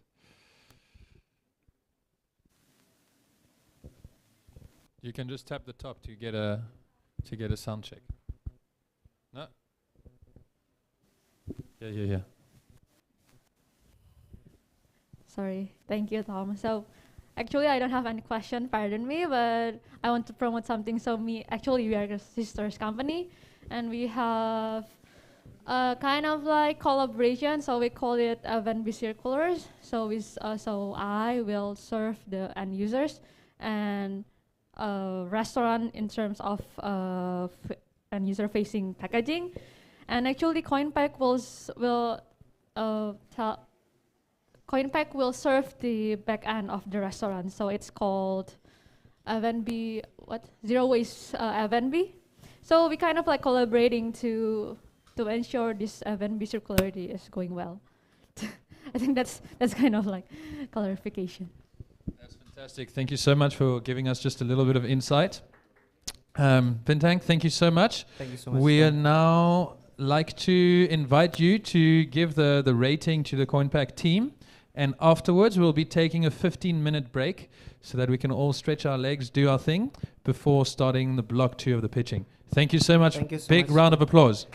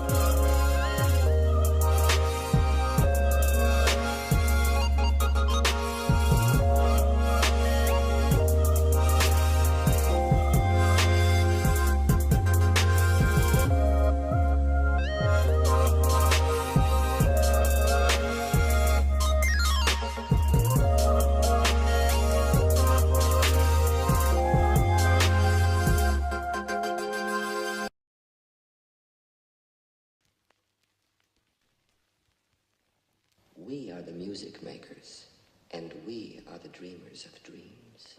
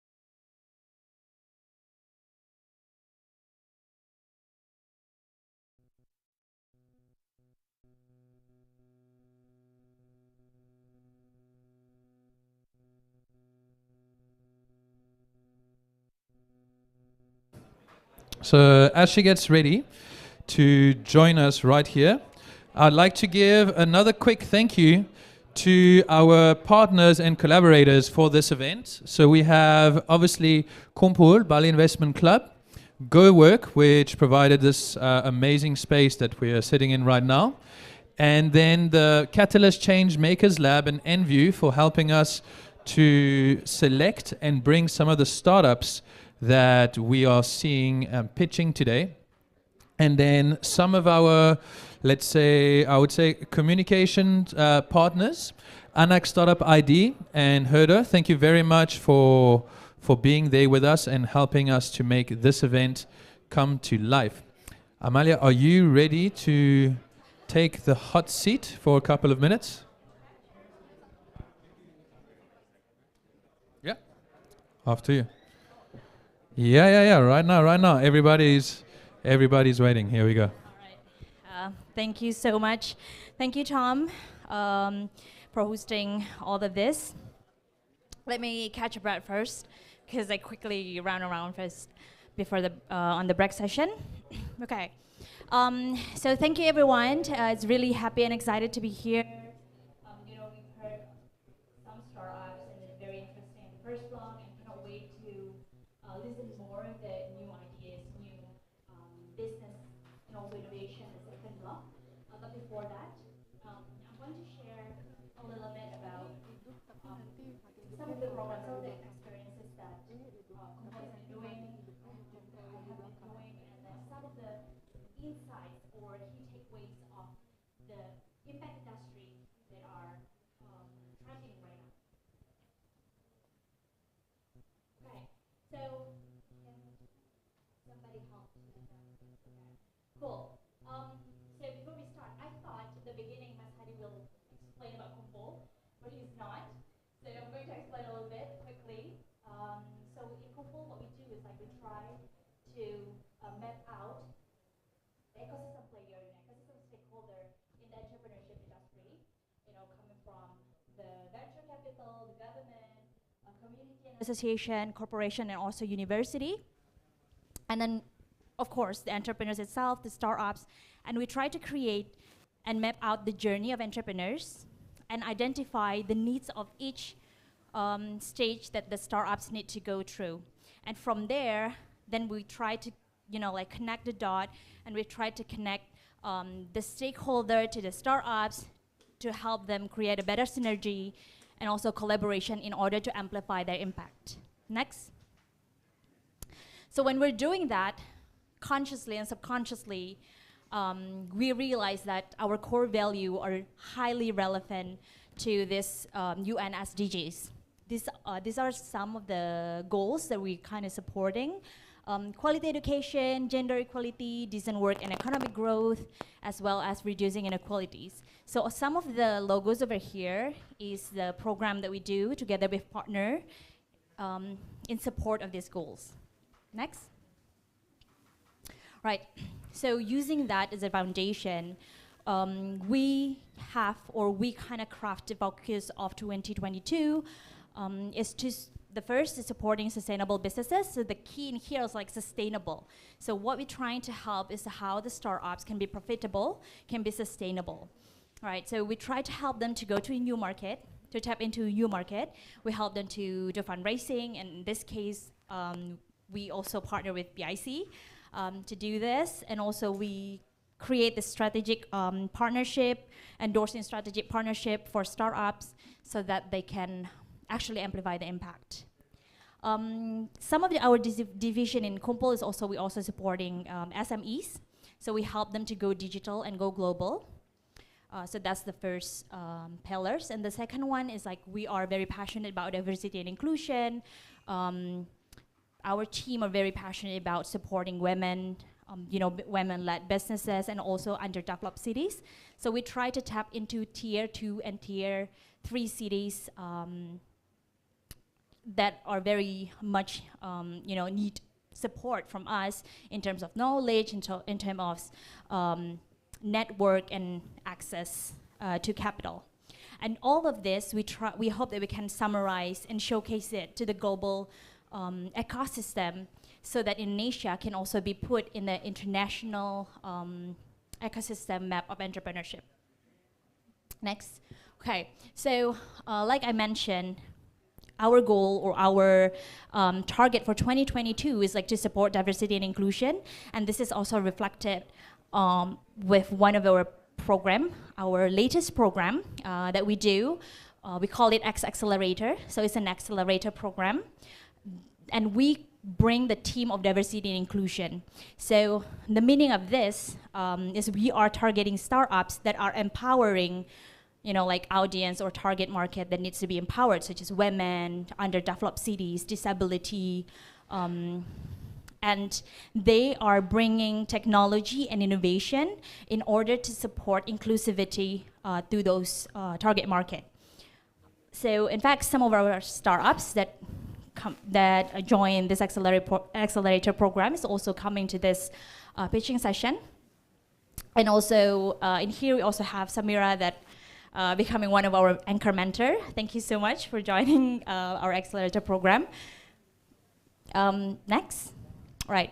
So because when we take a look why I think that it's really important for us to support this diversity and inclusion, to support impact businesses, and why we are especially doing it now is like because we can see this, the awareness of this impact investing, impact businesses the growth is quite steady and rapidly as well. So we see the amount of capital deployed since 2013 to 2021 has increased exponentially, and it's not only by impact investors. So some of the investors, especially mainstream investors, are also taking part of this investment. So this impact business is becoming, like a norm nowadays, and this is really important that we kind of support this together.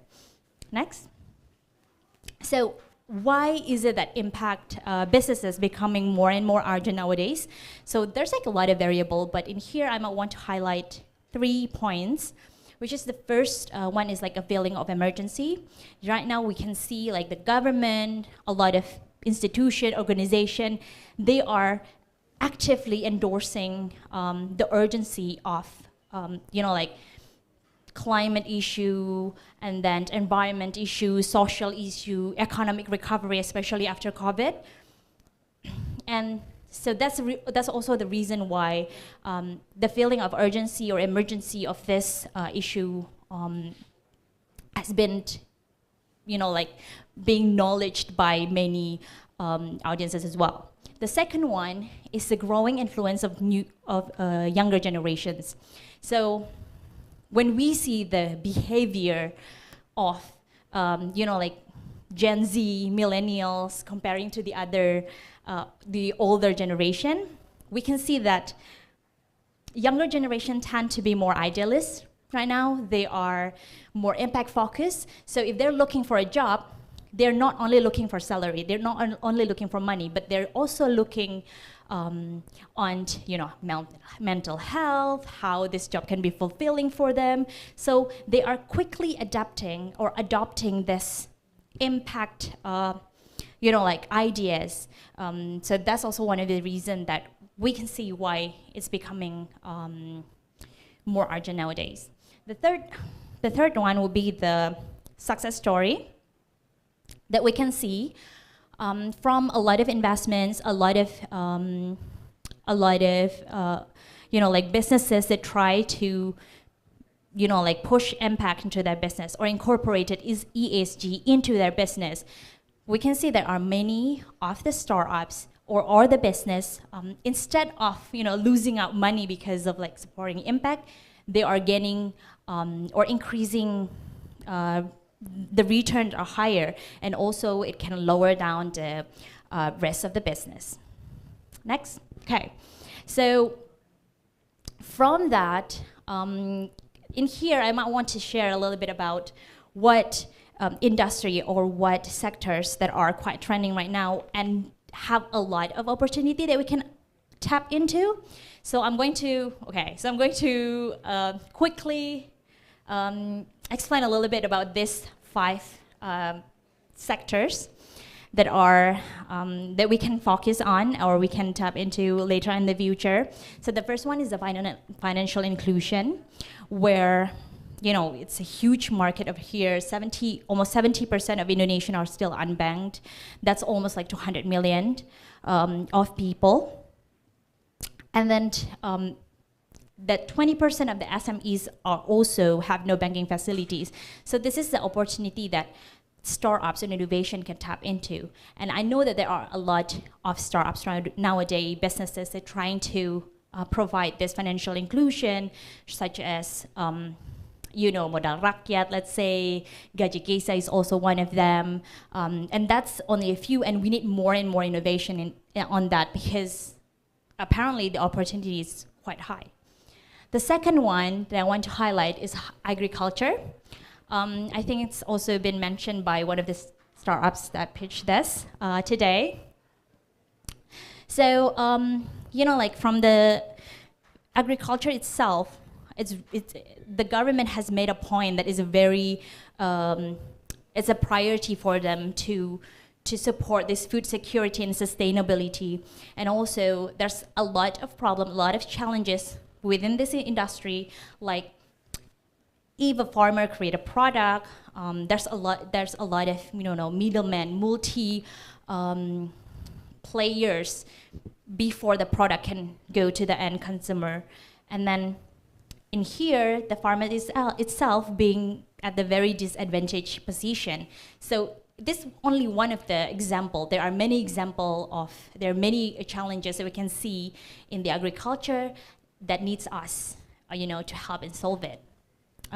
Next. All right, so this clean energy and circular economy, I'm not going to mention it again. There's already like 3 startups talking about this, and even more, I guess, in the second block. But we can see that the plastic and the waste in Indonesia are still, very disturbing, and this is something that we can definitely tap into. Next. Okay, so the next sector would be the gender lens, where there's actually a lot of organization already supporting this since a long time ago, because of 60% of Indonesia's SMEs are women, and then we are contributing a very high number into Indonesia's economy, and then actually more often the first adopters of digital solutions are coming from women. So supporting this agenda or supporting this movement are actually quite logical, if we want to take a look on that. But despite all of the organization that has been supporting this, the results is there. I mean, we can see that there's an increase of women participation in the labor force and then also in the senior leadership level. But then there's still a huge gap of this, and this is shown by how we ranked 101 out of 156 countries in the world, and it's even decreased. So the previous year, 2022, we are ranked number 86, and then now 2021 we are ranked number 101. So this is something that definitely need to be addressed. Okay, last but not least, I'm going to mention the small businesses and digitalization. We have 64 million MSMEs in Indonesia, and then 98% are micro businesses. But this sector are contributing to GDP so big that the government are focusing on this in order to support the economic recovery. Right, so, and only 13% or only 8.3 million MSMEs have capitalized on digitalization. So this is also something that, can take a look. There are many startups that are focusing on this.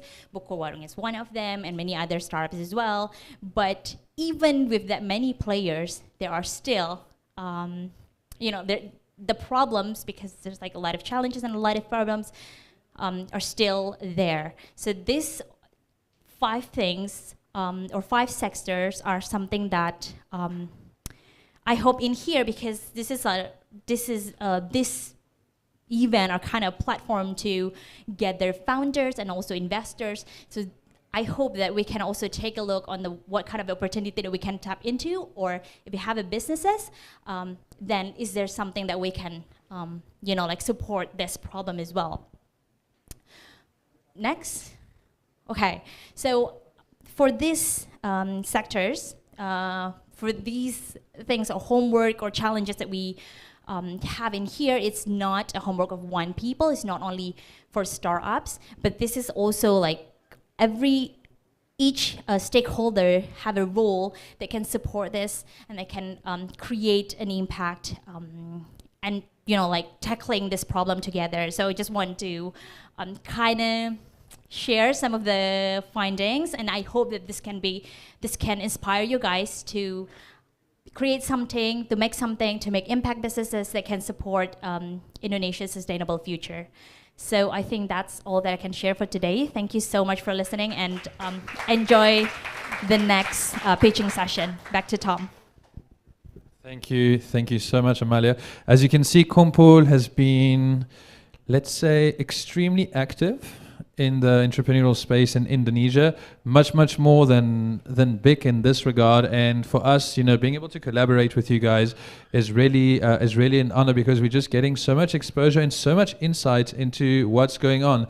So if any of you have any question or want to understand a little bit more how the entrepreneurial landscape is evolving in Indonesia, or how your startup could actually benefit from KUMPUL's services and network, please go and speak to Amalia after the session. This is what she's here for. And now I would like to welcome Rendria from Magalava, who is the first speaker from Block 2.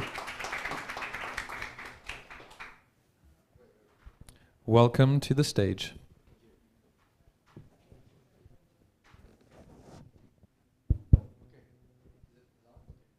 Hi guys, good afternoon. I'm Rendria. I'm CEO and founder of Magalarva.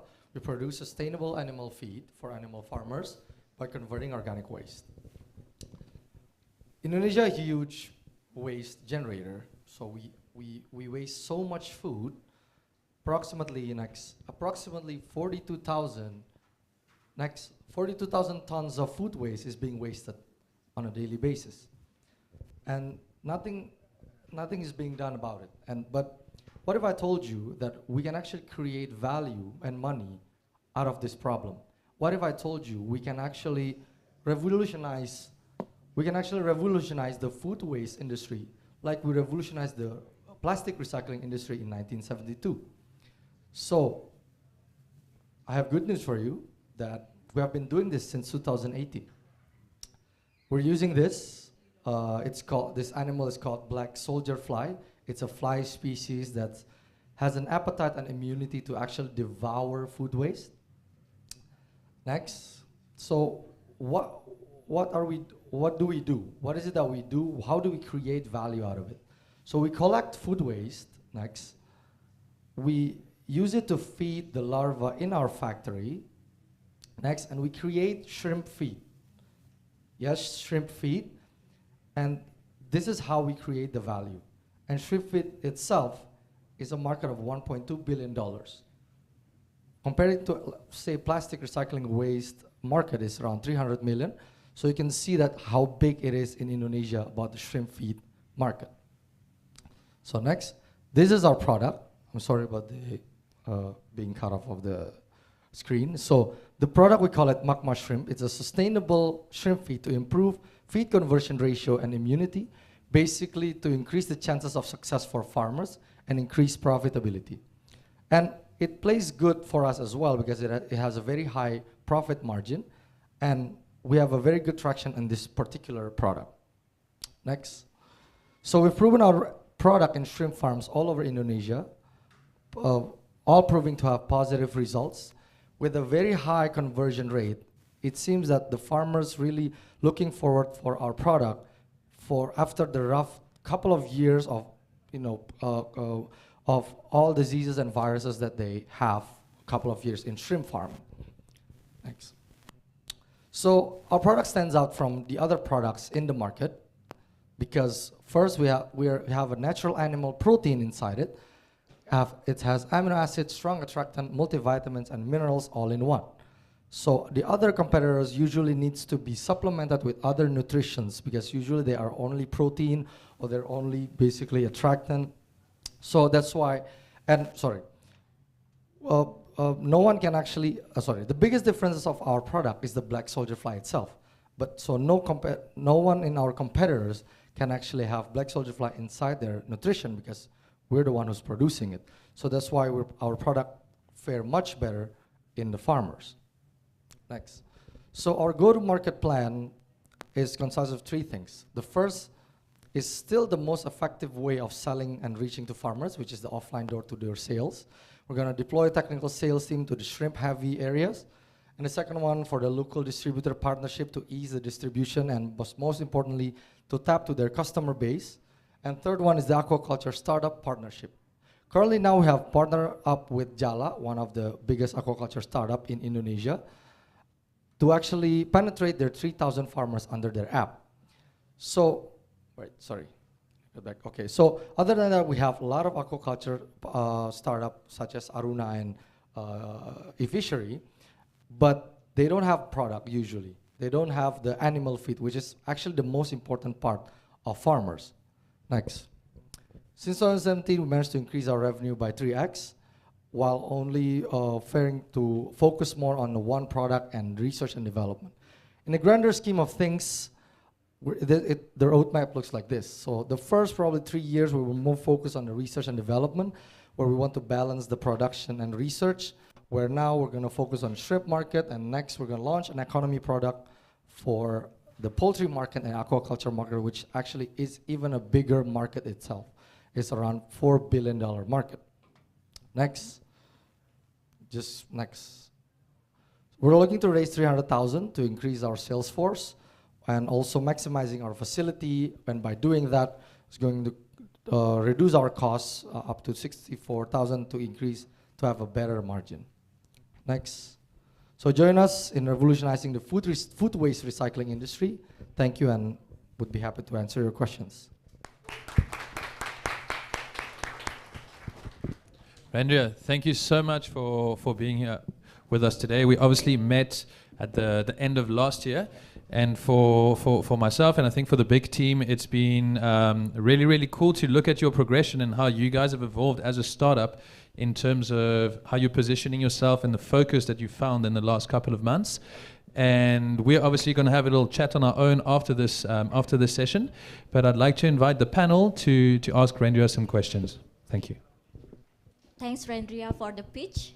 And yeah, really glad to get you back since our previous chat.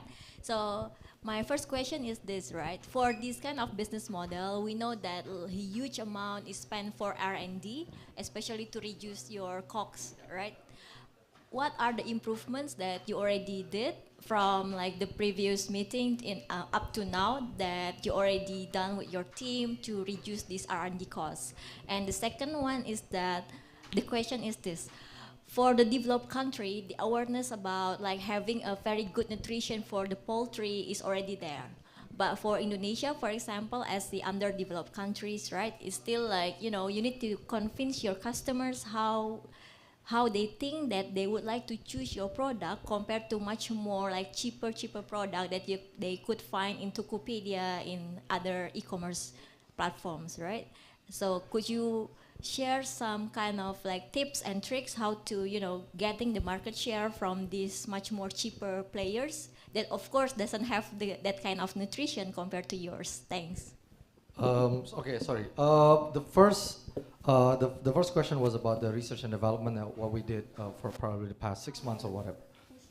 Yeah. Okay. So in terms of progression, if we're talking about like the raw material itself, we have been progressing around like we push our costs down around 30 to 40% per year by spending it on research and development. So our raw material gets cheaper and cheaper and cheaper. But other than that, like it's not the only thing that we research on. Also now, like I showed you now, the magma shrimp, which is the shrimp feed, is actually what do you call it? Is the result of a research that we actually we want to produce our own end product rather than just selling the raw material. Like before, like when we met, actually, we were much focused on selling the raw material. So price is everything. Price is very price sensitive and whatnot. So now we just found our probably like our champion product where we can actually sell it for a pretty high margin and we can go directly to farmers rather than we have to go to the feed mills and the Japfas and the Charun Pokpans and whatever. For your second question is how do we sell it, knowing that the market is probably more on they're trying to find the more price sensitive. But okay, for our focus now, why do we go into the shrimp farmers? So the shrimp farmers usually they're not as price sensitive as other farmers because usually they're more of a businessman rather than like out and out farmers, if you know what I mean. So that's why we go to farmers first, and then next we're gonna go to the aquaculture and the poultry. Like poultry is the most price sensitive out of all. That's why we go into the shrimp farmers first. So now, and just so now first, the price sensitivity for shrimp farmers is much lower. Yeah, much lower. So they are willing to learn that, okay, there's a lot of innovations happening. Okay, we want to try new products that can actually yield better results. So that's why we can actually go into the shrimp farmers. I have a question. I've seen that you have several sites in Indonesia, and yeah, sorry. Oh, okay, wait. Sorry, let me just correct that. We don't have several sites. We have several clients around Indonesia with that product. Okay, all right. What is your strategy to distribute your product? Do you actually gather in one resources and then redistribute the stream feed, or do you actually create on the site? Okay. No, we don't create on site. We don't create the product on the farm, basically on the shrimp farms. No, we produce it here in around West Java area. It's around Bogor. We have a factory in Bogor because we're really concerned about the quality, the yield, and like the COGS and everything. So we produce it there in our factory, and then we distribute it, whether it's through a distributor like local distributor, or we just send our sales team to the ground. Okay, so your strategy for the next, let's say that 5-6 years is that to incorporate everything in Bogor. Yeah, if we're talking about 5 to 6 years. Yeah. So we have multiple, what do you call it? We have a few steps of production, right? So when we're talking about producing the raw material, which is the larva itself, like that's like the animal, the protein that we're producing, we can actually decentralize it, and we're planning to decentralize it by the next 2 years or so. All right. So basically, it's like decentralizing poultry production.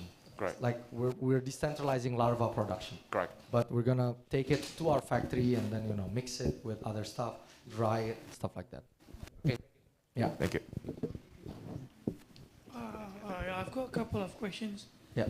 What is the food waste to feed those larvae? Number one, and who owns the patent? Is there like protected, a special kind of worms that you're using, and who developed those? Right. Is that like in-house or strains? Like special strains. And third one is, what's the effect of your products to the shrimp itself? Okay. Is it better? Is it like change the quality? Yeah, thank you. Okay, cool. So the first question is, how do we get our food waste? So the food waste, we get it from multiple sources. Like we have been doing a lot of research and trials around that area as well. Like which one is actually has the best quality of food waste, which one is actually the cheapest one. So now currently we have multiple sources for the one. We have Indo Milk is our customers as well. Like their milk waste is going to our site. Second is Chimori as well. Their milk waste is going to our site, and we're getting paid for it.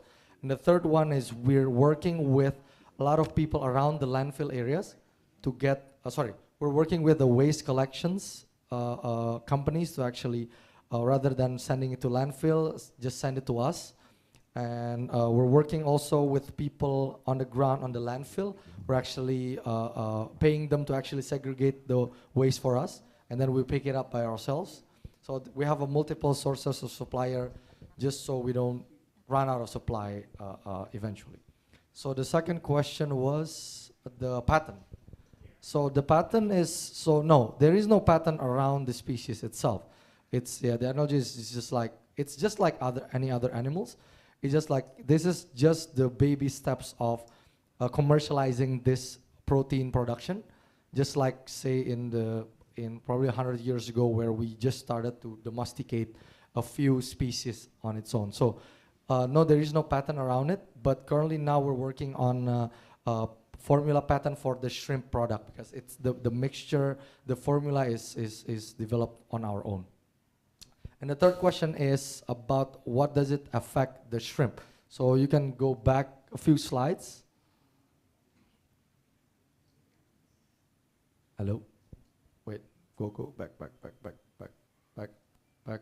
Yeah, there you go. So yeah, so there's a lot of things inside the product. Like I mentioned, it's an all-in-one. There's a protein, there's an animal protein inside, there's vitamins and etc. So, but the most important thing about the product is the black soldier fly itself, because it's a natural attractant for the shrimps. That's why it creates a better protection fighting diseases and viruses. That's why the feed conversion ratio reduces. It's basically one of the most important metric for farmers. It's the cost. It's the most important cost of farmers, and so the yield also increases as well. Like the weight of each shrimp also increases by a significant portion. What percentage of the finished product is that worms? I mean, in your cost of goods sold? How many? Sorry. The percentage of the worms you're using in that mixture, in that finished products. It's actually confidential, but I can only say it's above 50%. Any other question? All right, I have a question or two. So, just talking about the feed itself. How do you then, secure the rest of your ingredients? Yeah. And in terms of question that Andre was asking, and this, I think that this was kind of like leaning towards like what your competitive advantage is, or how easy or difficult it is to replicate what you guys are doing. It seems that maybe you can educate us a little bit more around like the challenges of black soldier farming. And because I think this is one thing that is obviously unique to you guys being one of the first players in Indonesia to do this, and then finding the perfect recipe for making those feeds. So tell us a little bit more about those processes.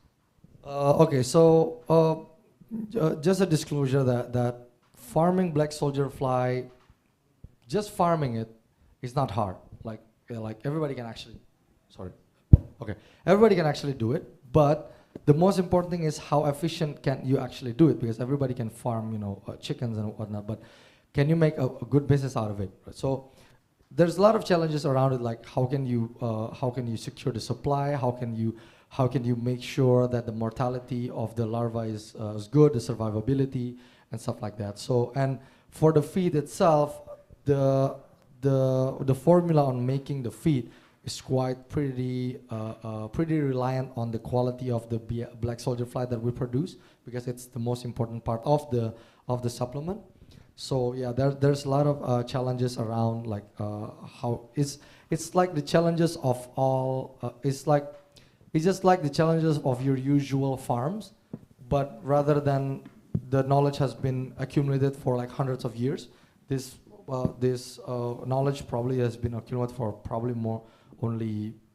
less than 10 years. So you have to do a lot of trials and errors, like research on your own. All right. So you're basically saying that you've been working, let's say, like hand in hand with farmers to develop the best feed possible? For the shrimp, yeah. All right, Yeah. fantastic. I have a question. Is it Last question, okay. then go for it. Can we go back to the capital formation for you're raising 300K, Okay, right? yeah. Yeah. 300K, what does that look like in terms of equity? Currently, I think we're gonna have to discuss it. Okay. Like, we have to discuss it outside Later. Okay. Okay. Yeah. Andrea, thank you so much for your time. Sorry. I need to cut you off. This has been immensely educational, and I'd like to invite the crowd and the panel to rate Magalava and Randia's presentation. Thank you so much.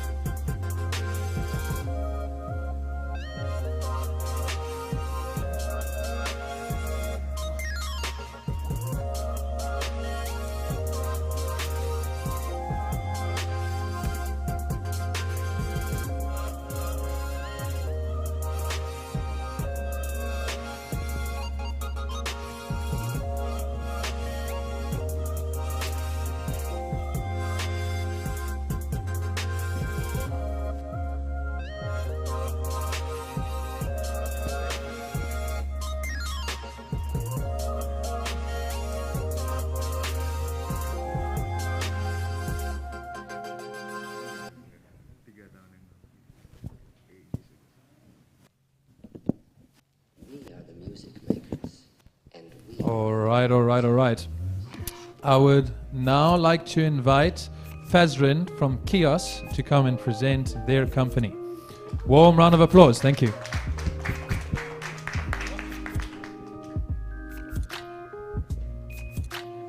Check. Hi, everyone. Thank you for BIC and KUMPUL for the opportunity. So this afternoon, I will tell you the story about Kios. And definitely it is not on the stage that are similar to Magalarva. He's a friend and I've been following him. But definitely what I want to share now is the story that we are trying to achieve the revolution here in Indonesia, and how we find it challenging but rewarding, and definitely in the end of this we want support from you guys. So I think everyone here understands the challenge of plastic waste that is generated in Indonesia daily. And next, sorry, I think this is wrong slides. I have sent you the different slides. Is it okay to change? We need to ask the production team at the back how long it's going to take. Otherwise, I would invite you to just wing it and improvise. I think the audience will be mindful of that technical on your side. Yeah, sure. Yeah, sure. Yeah, so yeah, just like I mentioned, there is 20.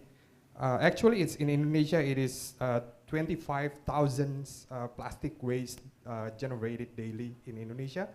40% of them coming from the packagings, plastic packagings, and these 40% of waste actually represent 100 billion of packaging industry in Indonesia alone, and that is realized. So this is a huge market, and this huge market are controlled by those two giants. Next. So those two giants are retailer and also producers. Can you next, please? Yeah, that goes too long, too far. Yeah, and then what we are trying to do at Kiosk is basically we are trying to replace this 100,000 billion industry, and the way we are doing it with refill. Oh. Yep. Yeah. No worry, you're doing good, you're doing good. This is the life of an entrepreneur. Yeah. Just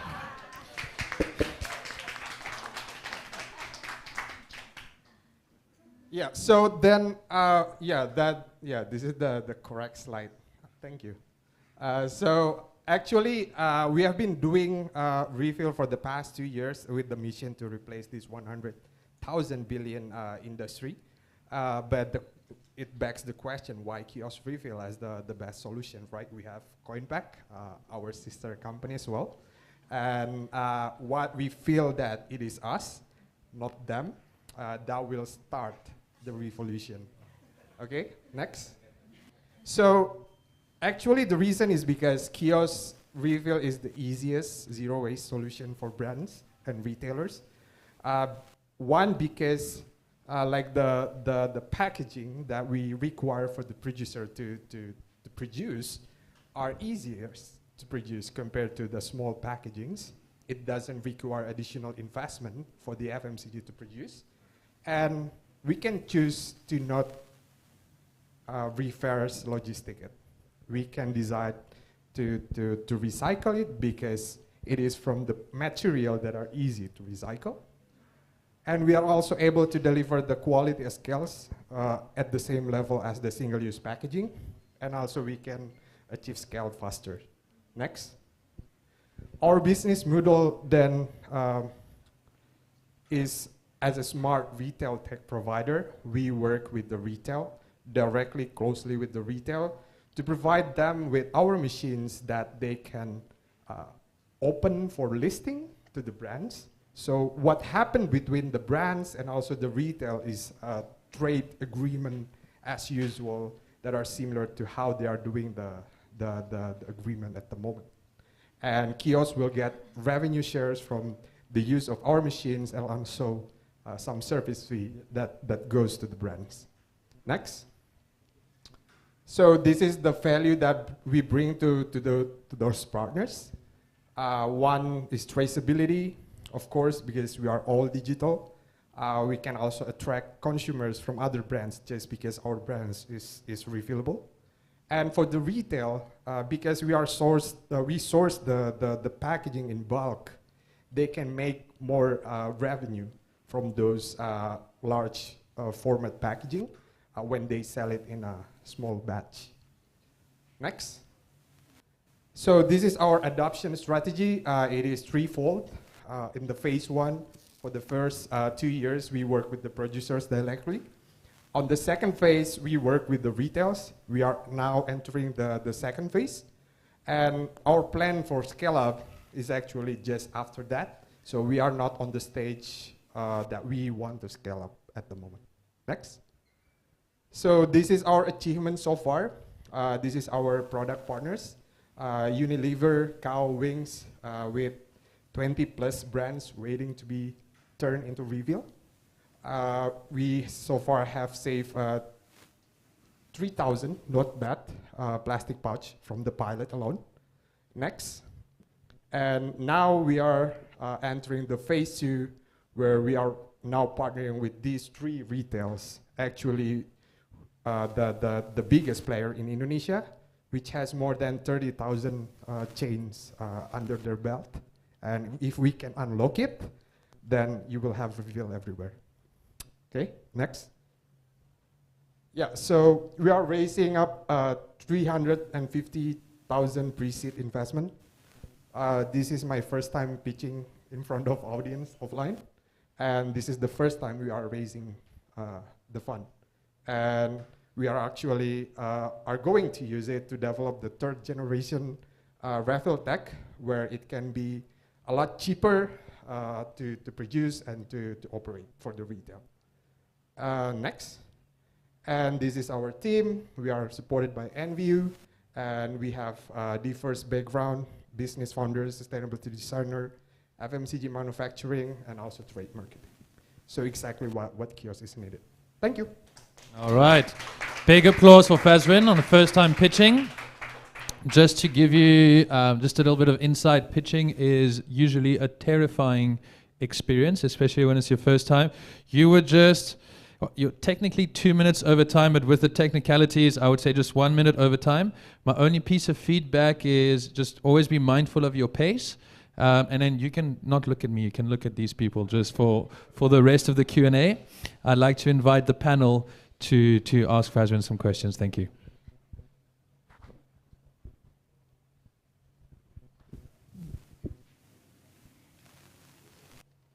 Okay, thank you. Can I ask a quick question about like the business model and financial scheme, because there's like a lot of stakeholders in this business, you know, the retailers, the producers, and also you. And then so how is it going to be? How do you get the money from it? And is it possible to disclose how much you charge for them? Yeah. On the first phase, actually, with our work with the brand partners, we have net revenue around 35,000 USD just to lease out this machine to them, and providing them with reports, insight on how this refill market works and the challenges. But we don't see that as a main revenue moving forward. Moving forward, we are going to charge the retail some percentage from the sales, but also from fees that are paid by the brand to the retail. Let's say marketing, that is the huge fee that is paid by the brand to the retail. Our third generation machines will have screens, so you can have ads in front of your machines, and that can get charged to the retailer as well. Yeah. So that's the business model.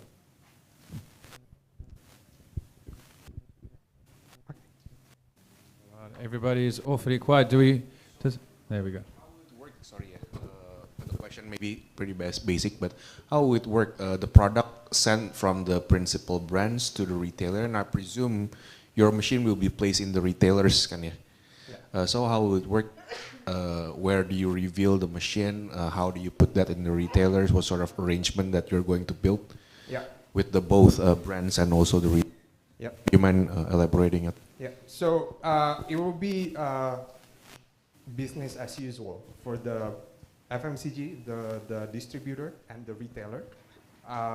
The bulk package, now we have the 30-liter packaging, will be produced on the plant, and then it will be given to the distributor. The distributor will deliver it to the retailer.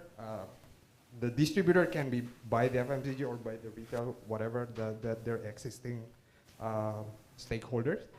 And when it arrives in the retail, it will be recharged or replenished as how it is said now on the retail business.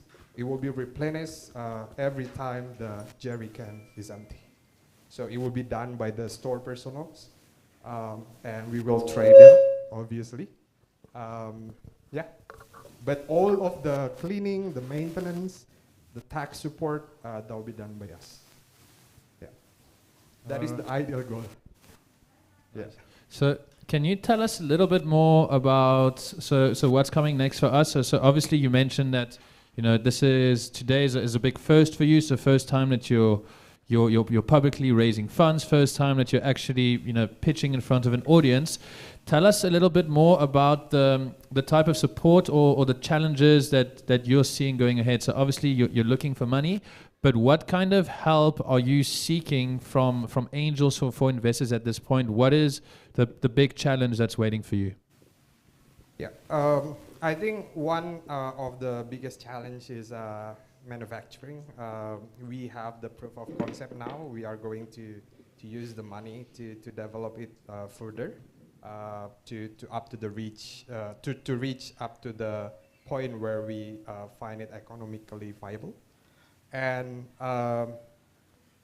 replicating it at scale, that will be the biggest challenge, because this is a hardware, and I understand that hardware is challenging, and having to replicate it at scale that giving the same quality, that will be the next biggest challenge, especially if we are going to scale up. But other than that, I think relationship with the retail and also the brands, that is also the one that we are looking for help, because right now what we are doing, it is still like a knocking from the front door.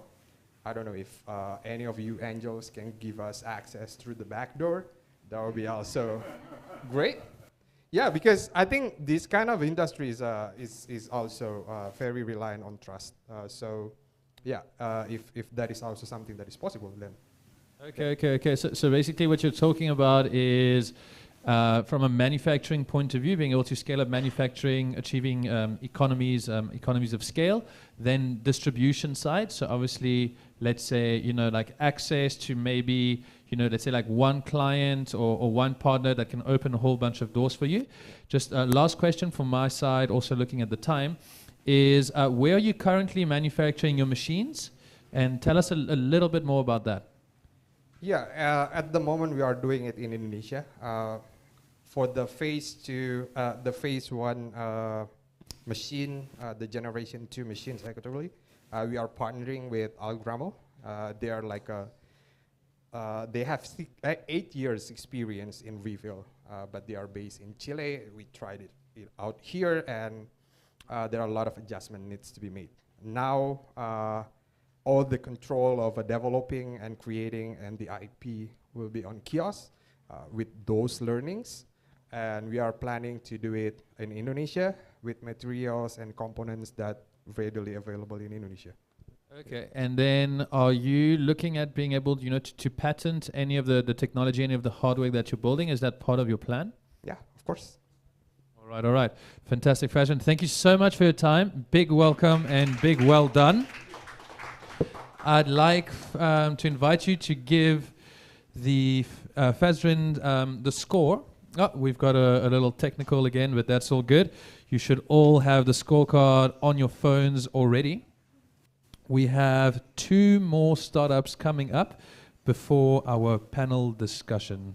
So I'll give you a minute to rate the team. Thank you.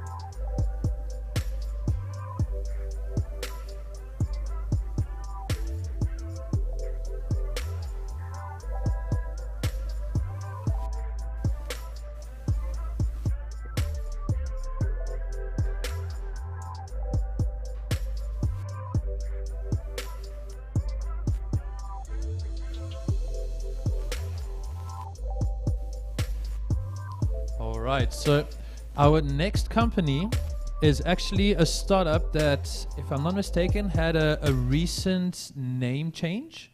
I believe I spoke to the team a couple of months ago and you guys were Poor Block, right? Yeah. Okay, so Reservoiria, Anissa, please come and join us on stage. And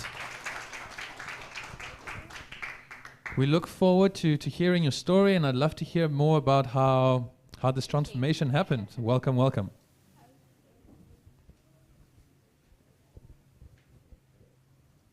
Okay, thank you very much, everyone. So my name is Anissa, and I'm from Reservoir. Next, please. So do you remember this natural water cycle? The water evaporates from the sea, become clouds, precipitate as rain, infiltrate into ground, and then come back as the sea. You all remember this, right? This is a critical cycle that supports our life. And we also know that if we disrupt this cycle, disaster will happen. Like if, for example, disrupted by, next, changing the surface by the impervious pavement, it will become disaster like the next one. Next, please. Flood. So like worldwide, there are 2 billion people affected with 140,000 fatalities and more than 600 billion US dollar annual loss. Because of the severity, there are a lot of solutions to this, and one of them is the zero runoff concept. Next. So we try to manage the water where it falls, so we don't increase the existing drainage system. So we already know the importance of the system. We already know the importance of the system. We already know that if we disrupt them, disaster will happen. Then there's already a solution. So why they're still happening? Why we don't use this? Next. So we talked to our customer, like the construction actors, and they said 3 things. The first one, they don't know the condition of their area. The second one, they don't know the technology that they can use. And the third one, they cannot integrate it to the existing system. So next, is there a way to help them with this? Next, that's why reservoir. So we will assist the construction actors by providing them with insightful data. And then we suggest the technology suitable for their needs. And the third one is that we give them the consultation with experts. Next, we provide the data from our digital platform so they can use where is their area and then what is the suitable technology for that area.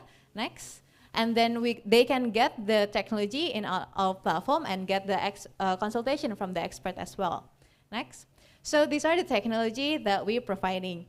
The first one is the permeable pavement. So this is the one, Tom, that I actually developed for the past 4 years. But now I don't want to just commercialize this product, because after talking to our customer, this is not enough. We also need to make it like more comprehensive by providing other solutions like the rainwater harvesting system and also the infiltration wells.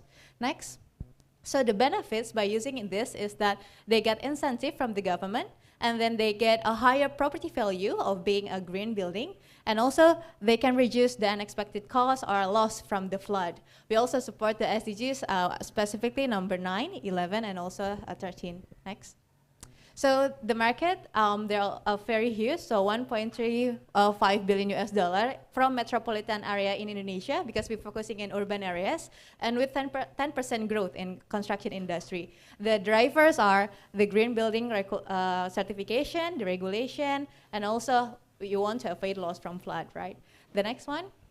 So we targeted the household, the homeowner, the architect and developer, and also the government. So we already secured a pilot project from Yayasan Anak Bangsa Bisa in Semarang this year, and also we have 10,000 square meter of backlog, so that they are waiting for us to implement the permeable pavement specifically to their area. Next. So this is our business model. We have 3 business model that currently we're seeking. The first one is the product selling for our own technology, the permeable pavement. So we get 22% revenue from that, the margin. The next one is from marketing fee from the tenant that lists their technology in our platform. And then before that. And then the third one is the consultation service. So we own the patent, we have the customer base already, and then we got the expert for the water management. Next. So meet our team, me, Anissa. I have developed permeable pavement for the past 4 years with my co-founder, Ilham. And we get the water management expert, Sasa, here. And we also collaborate with the ecosystem of venture building that is specialized in building digital platform. So we are asking for 500,000 US dollar for 2 years runway, and that's for developing our digital platform, our R&D to scale up our production, marketing, and also administration. Next. So with this this investment, we have this projection of financial, like by normalize our cash flow and then growth like 20 times in our 3rd year. Thank you, and let's restore our natural cycle together. All right, big well done. Wow, wow, wow. So this is definitely, an amazing evolution from the chat we had a couple of months ago. Yes. I think what's something to just note before we move on to the questions is Anisa's thought process and the development of this project in terms of understanding what her customers' needs are. So when we first spoke, we spoke about Poor Block, which was the brick, which is just an amazing, basic solution. But as it turns out, developers and people, building new spaces, they need more than just bricks. They need part of an integral solution. Yes. And I'm very happy to see that you've actually partnered with another company to actually merge efforts and provide, let's say, like a full service and product solution to your customers. And I really look forward to the questions from the panel. I saw that Ronnie there was getting excited during the pitch. Thanks, Anissa, for the pitch. Would you mind to elaborate more, like how many partnership that you already secure with these potential like companies that, like the property developer, for example, or are you already like approaching like the big developers like Agung Sedayu, for example, and other big names in the market? As a customer, for the customer? Yeah, as a customer. But I think you can develop the partnership with partnership them, as right? well. Yeah. Okay. So because I have developed the permeable pavement for the past 4 years, we already have like kind of backlog. Like we already like in our third year, there are like what I mentioned, like 10,000 square meter of backlog, and most of them come from the developers, and as well as from the leisure sector, like the architect. So the architect, they have their projects, and they have lots of projects on their wing, and then they need us, and when they want us, when they already use us in our project, they will use us for their other projects. So like in numbers, for developers, we already talked like to like 10 developers, but there's no not a project yet because of I think the COVID they didn't start the project yet. But then for the architect, they already like one project have been done in Lombok. So even though like our production is in West Java, so they pay for the distribution to Lombok. So that's the developers and also the architect. For the architect, we have a lot of them, more than the developers, like more than 20 of the architects that have been in our list, and they're based in West Java and Bali and Lombok and Jakarta. Yeah, I saw that you have 3 different sort of like businesses. Okay. Yes. One is the Power Block, the second is the consultancy, and the third is the digital platform. Yep.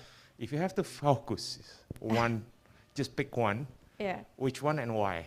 Okay, so the first one is the Power Block is already ongoing. Actually, without this new company, the Power Block is just already revenue generating, and we can scale up. Like, well, we can scale, but not as fast as we want without the investment. So it's already ongoing. But that's what Tom said, that when we talk to the customer, they need more. That's why we join forces with other company and develop the other solution, the services, the consultation, and digital to cater that, to meet that demand. So if I want to, just focus one, well, just focus on already ongoing. But then we understand that they need more. That's why we develop this. Mm-hmm. Okay, I have a very simple question. So right now you don't have an issue about demand, right? But perhaps in a few years you will. And would love to know what is your market strategy. Yeah. Okay. So first of all, the market like currently we have is already from the architect that we already have some list of the architect that already using our product and will use us for their next project. But then we want to get to the developer side because they are the bigger fish. But we have some difficulties meeting their needs of the bigger performance, and also like what I told Tom in our previous session about our operation area. So right now our operation area is just in West Java, and they, because of this is very heavy industry, they need to, the distribution prices will be very high if we distribute it to other location. So that's the two things. Like for the marketing side, we want to go to the developer, but then we need to meet their performance demand and also their operation area request. So and what's the biggest trigger for them to? Yes. Well, the flood issue. for like when they develop an area, they want to market it like a flood-free area, and then like a green building area, something like that. So they want to use that like as their marketing, their brand. Because I think in our people and also the government give them incentive for that to make the area like flood-free and manage their water internally. So they get incentive from that. Oh, that's amazing. Anything from the right side of the panel? Yes, there we go. If you got a lot of backlogs, right? Yep. Why not just borrowing money instead of like to finance it instead of giving up equity? Because I can see like you already secure, enough sales. Yes. So yeah. So to achieve that backlog, we need to expand our operation area, and that to expand our operation area, we need to develop that. So actually, we can do that, but in terms of time, it will be like too slow for us. And with the investment, we aim to get much faster, because with the backlog, they are like in Bali, in Lombok, in Kalimantan, and we can't achieve that yet. So we can do that, but we need time. But with investment, we can do that faster. May I know your education backgrounds? Oh, so I'm originally from engineering physics, material science. So I developed the permeable pavement first, Right. but then I got an MBA from ITB. Right. And what's the price comparison between the pour block you produce to a traditional one? Okay. Pavement block. Yes. So with the same quality, like so our pour block can be used for local roads, but it can so that trucks can go through them. With that quality, it's like 30% more expensive, but with much more value, like the infiltration well and others. So like in terms of price, it's 30% more expensive. Is it durable? I mean, like. Yes. So yeah, that's the first thing is that our permeable pavement is have a twice lifetime than the conventional one. So in terms of investment, it's it's benefits from the developers. Well, I imagine this is a very not old industry, but very established. Yep. So do you have competitors also doing the same models, or like producing a pavement block? Yes. Like that. Yes, our competitors are actually like a big player, Holcim. They already have the product called TrueCrete, but we analyzed from their product is that they targeted the higher market, like they targeted the developers, like their TrueCrete actually implemented in GBK, in GBK. So, but that kind of level, that high. So, and they produce it in like ready mix things, so that kind of households and architects cannot use them because it's just too high for them. So like we targeted the lesser market. Yeah, but what's stopping them doing the same thing like you do? Okay, so the first one is like their price is much higher from us because in our development we try to utilize waste as well. Like we utilize the coal, the ash from the coal-fired power plant, and by that we reduce our cost. And I think when they decide if they want to go to our market, they will fight us in the price. And then from our experience, whenever I mention about the permeable pavement, they don't know about Holcim yet. So in terms of brand awareness, they don't know the Holcim. So we kind of maybe being the first in the market in the segment. So they have, if they want to go to our segment, they have to fight us in terms of price and also the awareness. Just a quick question, actually.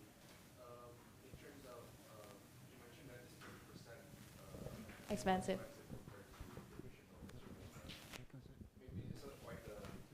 Could you speak on the mic for the back of the room?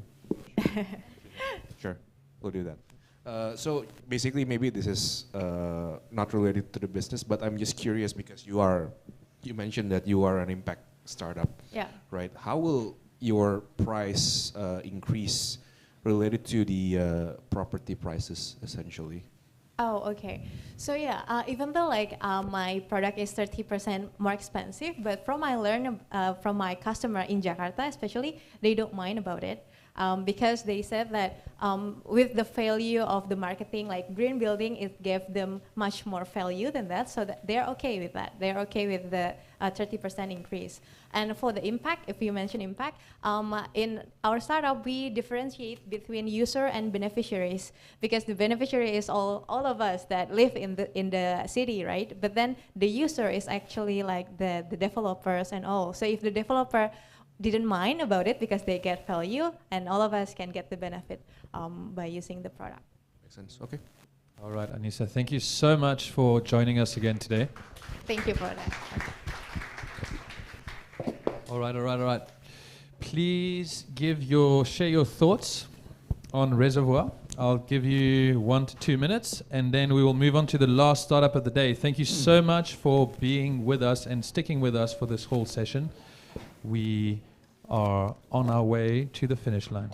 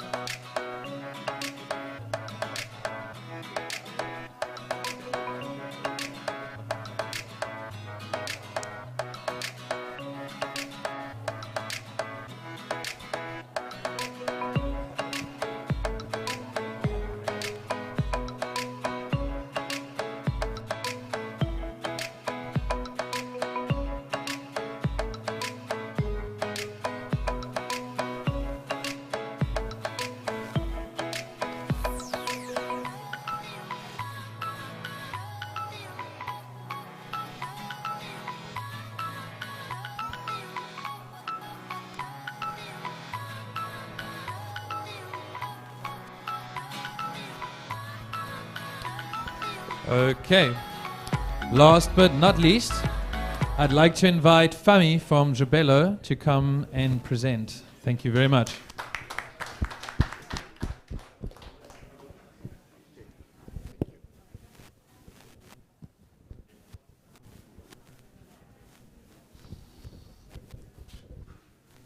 It's all good, it's all good. Yeah, it's actually my first time talking in this kind of public forum. So kind of nervous. Okay. Yes, we are Jubelo. My name is Fahmi. I'm one of the co-founder from this another waste management services that has been, present every today a few times. So maybe a lot of you has already seen this kind of pictures. Are we contributes to this kind of mess? And most probably yes, because waste every year in Indonesia, every year we produce more than 64 to 68 million tons of waste, and almost 70% of it goes to the landfill and also pollute the oceans, as we all know. So that's where we came. We started the business based on our experience, actually. This is our founder with his father. He's a waste picker or scavenger, people that you've seen on the street picking up trash. For 30 years, this family business has managed to level up from the bottom of the waste business ecosystem to be one of the players on their cities. So that's why we think that the waste ecosystems needs some changes. The people that lives in this business, in this informal sector needs some change, needs some revolutions, needs some digital technology to help them level up, to help them get equal opportunities.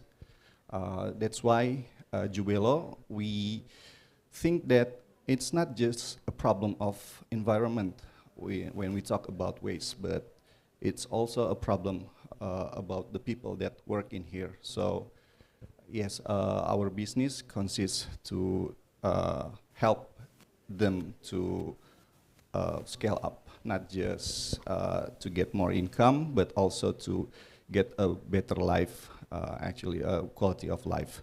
Next. This is the problem that we think is the main problem on this waste ecosystem.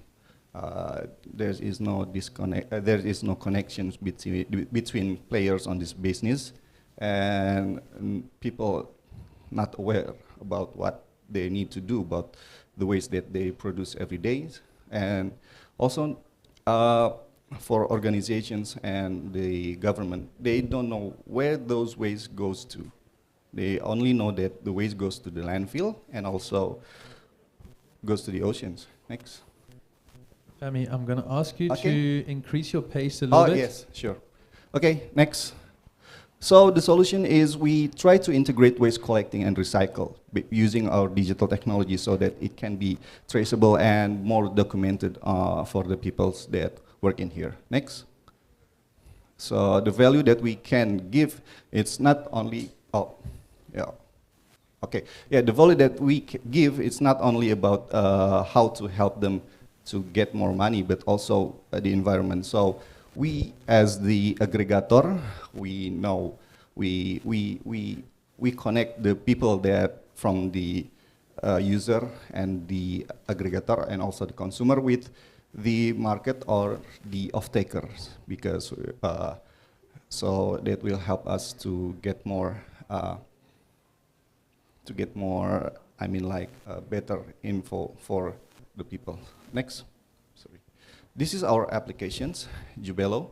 So it's already deployed. So you can get, you can see them on the Play Store, or you can go to our website, www.jubelo.id, to see it. We have two different kind of application, actually. This one is for the consumer side, and the one for the business owner and the organizations. We have a different kind of dashboard and different kind of interface. I think that's all that I can tell you for now. Thank you. Yeah. All right, thank you very much. So we're moving into the last stage of our Q&A, and I'd like to just open with a cheeky little question, because what we've seen a lot of today is a lot of first slides with a huge pile of trash. So this is something we're going to be talking about during the panel discussion. And what I'd like to ask you, and this comes to cheekiness, is that, so we had Banana and Partners pitch to us earlier today, and then we also had Recosystem do a bit of storytelling. So now we have, let's say, like 3 companies that are operating within the same space. Yes. And that are kind of doing, like, I would say, like same but different. Yes. So could you tell me a little bit more about could you tell me a little bit more about, you know, Jubelo's position and Jubelo's position in relation to the Recosystems and to the Banana and Partners of Indonesia? Okay. Let's say that we are a digital waste commerce. End-to-end digital waste commerce. We provide different solutions based on organizations or the people that trying to use our services, because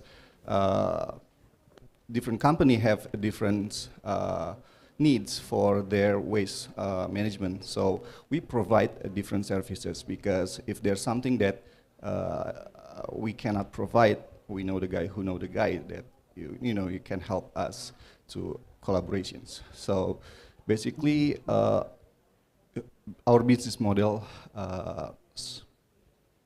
spirit is come from collaborations. So we, as a waste commerce, we try to collaborate with a lot of different organization, different company to help us tackle these environmental issues. So the difference with the Reco system is that they have their own armada, they have their own people, or another waste company, they have their own people. But us, because we try to elevate the people that work in informal sector, we give them the opportunity. We tell them where is the destinations to pick the waste, when we help them connect with the off-taker, so they will get more income, where they get more money from it.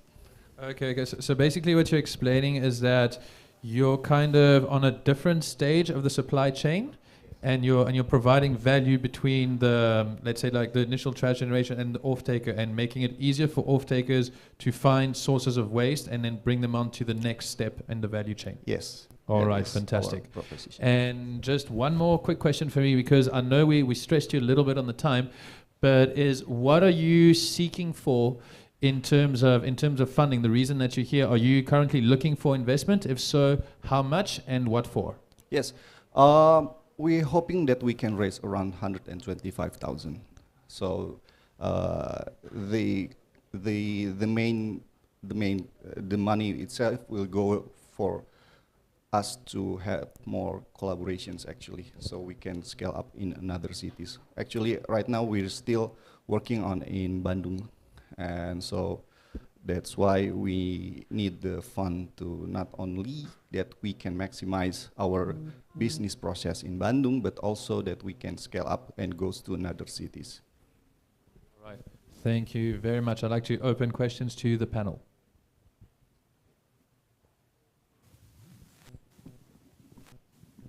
Okay, I think I'm just going to start. So I'm just like, listening to Tom's question is very interesting, and you mentioned that your business model is also, like partnership or collaboration is a huge part of your business as well. So these three startups are being mentioned by Tom, which is you, Recosystem, and also Banana and Partners.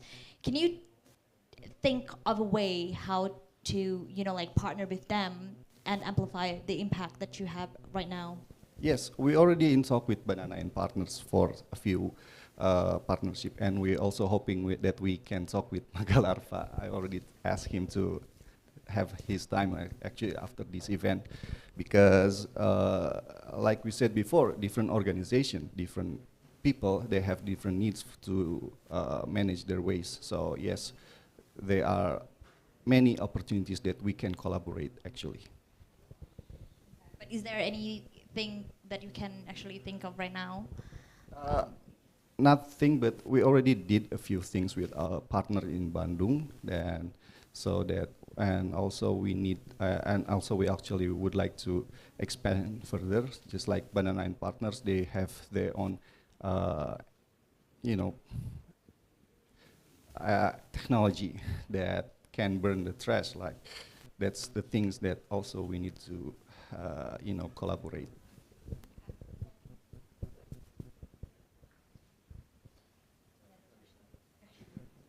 Hey, bro. This is my friend actually, so we have been knowing each other for quite some time. Yeah, he's the one that makes me nervous actually.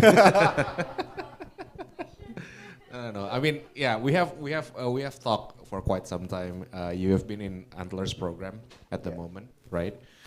So, do you mind elaborating us or enlighten us on? I mean, your position is to provide technologies to basically the people or companies who are actually trying to get the trash from the neighborhoods, essentially, right? With that proposition, do you mind enlighten us on, what's your progress in that? How many people or how many users are currently in your platform? How many companies are doing that, and how frequent in terms of volume that they are doing that? Sure. So I would like to explain that.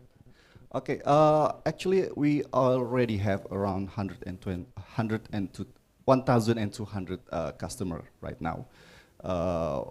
When we first started this business, we tried to go to the consumer side, but we see that it's not give us more significant amount of waste that can be produced or can be, that can we manage. So we try to be. Can we go to the slide for the market segment?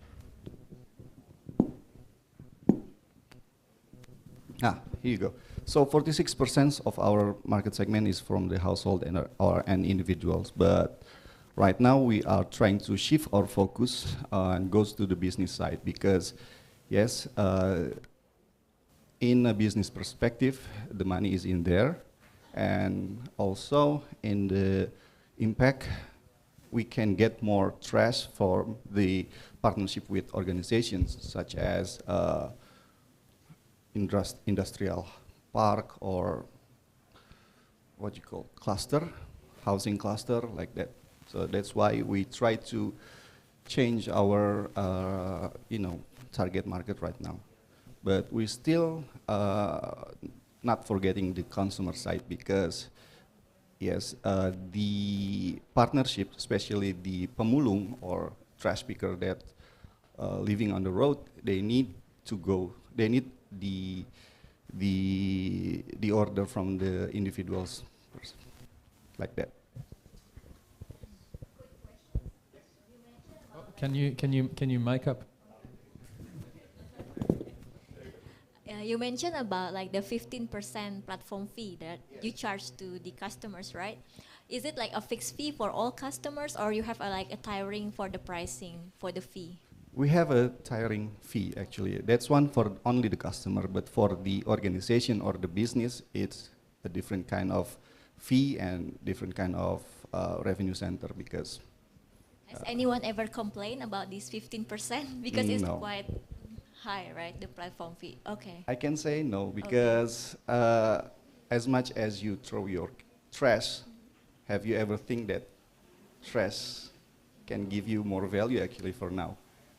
So people kind of ignorant actually about the the value that they can gain from trash right now. Any plan to increase that into 20% or like 25% in the future?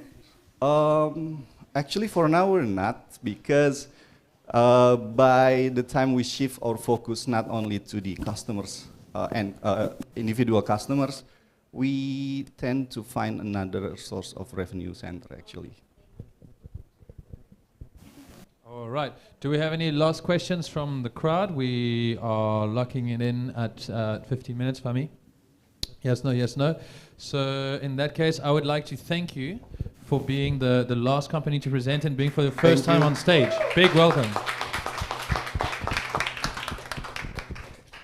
All right, so we are now entering to the last stage of this event, which is when we'll bring the panel onto the stage.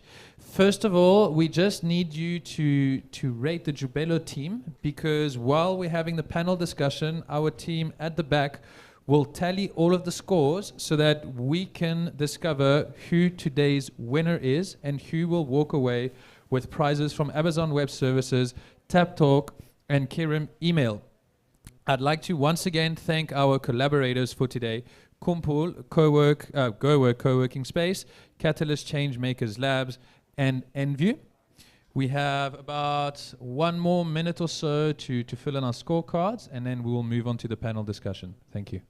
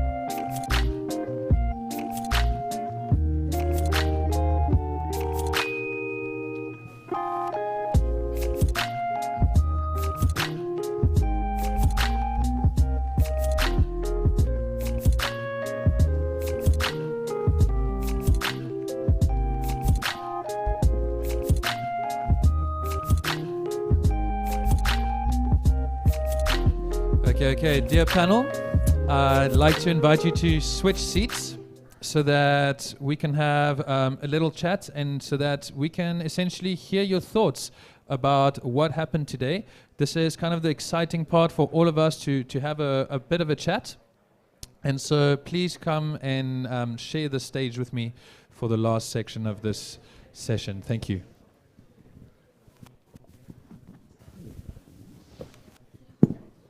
Yeah, little stretches in order.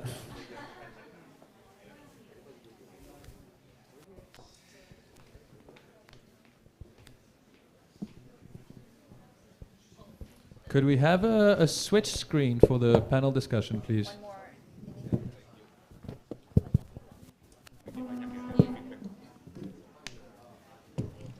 All right, so microphones in every hand almost. So first of all, I would like to thank all of you for dealing with my short talk on WhatsApp in the last couple of days. I know we haven't formally met each other, or at least most of us, so thank you so much for participating in this event, for being here, for giving your time and also sharing your insights with some of the startups. And so something that we did in the last event that worked quite well is we did a bit of a short kind of round table, where in this case we would start with Andre to share some of your impressions about the startups and the event. We'll pass the mic forward like this, and then I will pick up some of the themes and then ask a couple of questions to wrap it all up. So, Andre, after you.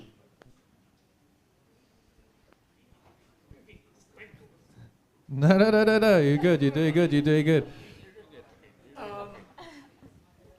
Yeah, it's actually quite a good presentations. Would you mind speaking into the mic a little bit? Some of the businesses are very promising. I see some of very good concepts. But also I think the way they present the financials and what to do with the capital they raise. Okay. Not used to. I'm also not used to speaking for maybe dial up on the mixer at the back to make it easier for Andre. I think it's different mic. It's alright. I can hear without mic. Yeah, it's at the back of the channel. Yeah, I think what probably I would like to see more is more on the what proceed, like the capital deployments. When you're asking for capital, what is it for, and what kind of growth and return that we can get from investor point of view. So the concepts are great. Some of the products are really groundbreaking. I think they've got a good chance to invite investors and to survive the first few years of the business cycles. All right. Thank you so much, Andre. Are we? Is this mic on? Can we get some? Oh, there we go. So just to recap for the audience, one of Andre's comments was basically for the startups to present their financial case a little bit better, and to share the amount of money that they're raising, and a proper budget breakdown. And of course, when, let's say, we go into a more serious conversation about the pitching, this is what every single investor is going to ask you is, okay, you're asking money from us, but what are you using it for? Do you understand what you're using that cash for? In the scorecard itself, you saw that the cash section specifically asked questions around this. And this is a big thing for investors. We need to understand that you know what you're going to use the money for, and the ratios and where you think it's important to put money. And this is where the discussion happens. And then, of course, what are you willing to give back to the investor for that cash? So are you looking for debt? Are you looking for equity? And once again, this is something that I think I brought up in my How to Be an Angel slides, is what kind of timeline are you expecting to generate these returns? Is this a 5-year game? Is this a 2-year game? Tell us a bit more about your return strategy. This is a value exchange, and investors need to know what kind of story, what kind of playing field they're stepping into. Thank you very much, Andre. Joshua? Sure. Is okay. All good. Yeah. So I think my comments. I think among 8 startups, I think most of them are waste management. Surprise, surprise. I think seeing a lot of waste management startups before, a lot of economics underpinning needs to be actually considered. Not so many, unfortunately, not so many waste management companies has really gone or getting over the hump with its growth and scale, unfortunately. So just need to be mindful about that and explain more about especially in explaining more about the economic underpinnings of the process of the business.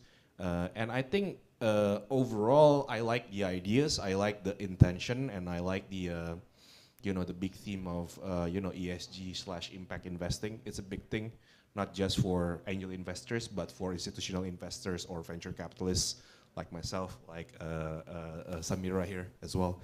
A lot of our LPs are asking the ESG and impact measurement and stuff like that, and which is good seeing more and more startup founders are being aware of those, I think impact measurement thing. But at the end of the day, even though you have found eventually the method to create the impact from the company, I think it's also important to think about how to scale not just the business but also the impact as well. Because if you cannot scale up the impact, if you cannot really essentially get over the hump, like essentially most companies are, unfortunately, starting a startup is really hard. You cannot really, essentially impacting the economy like what you actually envision, right? So balancing the intention, balancing the way you create the impact, and also how to scale it up in a profitable manner are, for me, in the same importance at the very least. So, yeah. All right. Thank you so much, Joshua. So just quick question to you before we move on. Can we turn up the volume a little bit on this mic? Number 4 is, so what is your message to the startups that are dealing in the waste industry right now? We saw there's a couple of players. They're all kind of doing their same but different source. What do you suggest? Do you suggest more of a, let's say, like Mexican standoff, which is may the best man or woman win?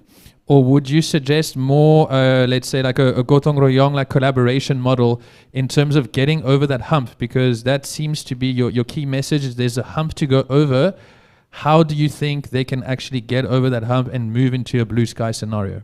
Good question. I don't have a definite answer for that because I haven't really found one single company that really eventually successful. For example, for plastic waste management, for example, the only way I can think about it is not recycling it, but making a biodegradable plastic instead. So getting from the source, not necessarily on the process, because there's no viable economic opportunities, at least from the ones that I've seen so far, to be honest with you. But at the end of the day, getting over the hump or going up to scale is a choice for me, at the very least, the way I see it. So it always depends on the founder's options or the founder's intention, whether you want to go big, basically, and scale up, or do you want to go local and try to create a better community.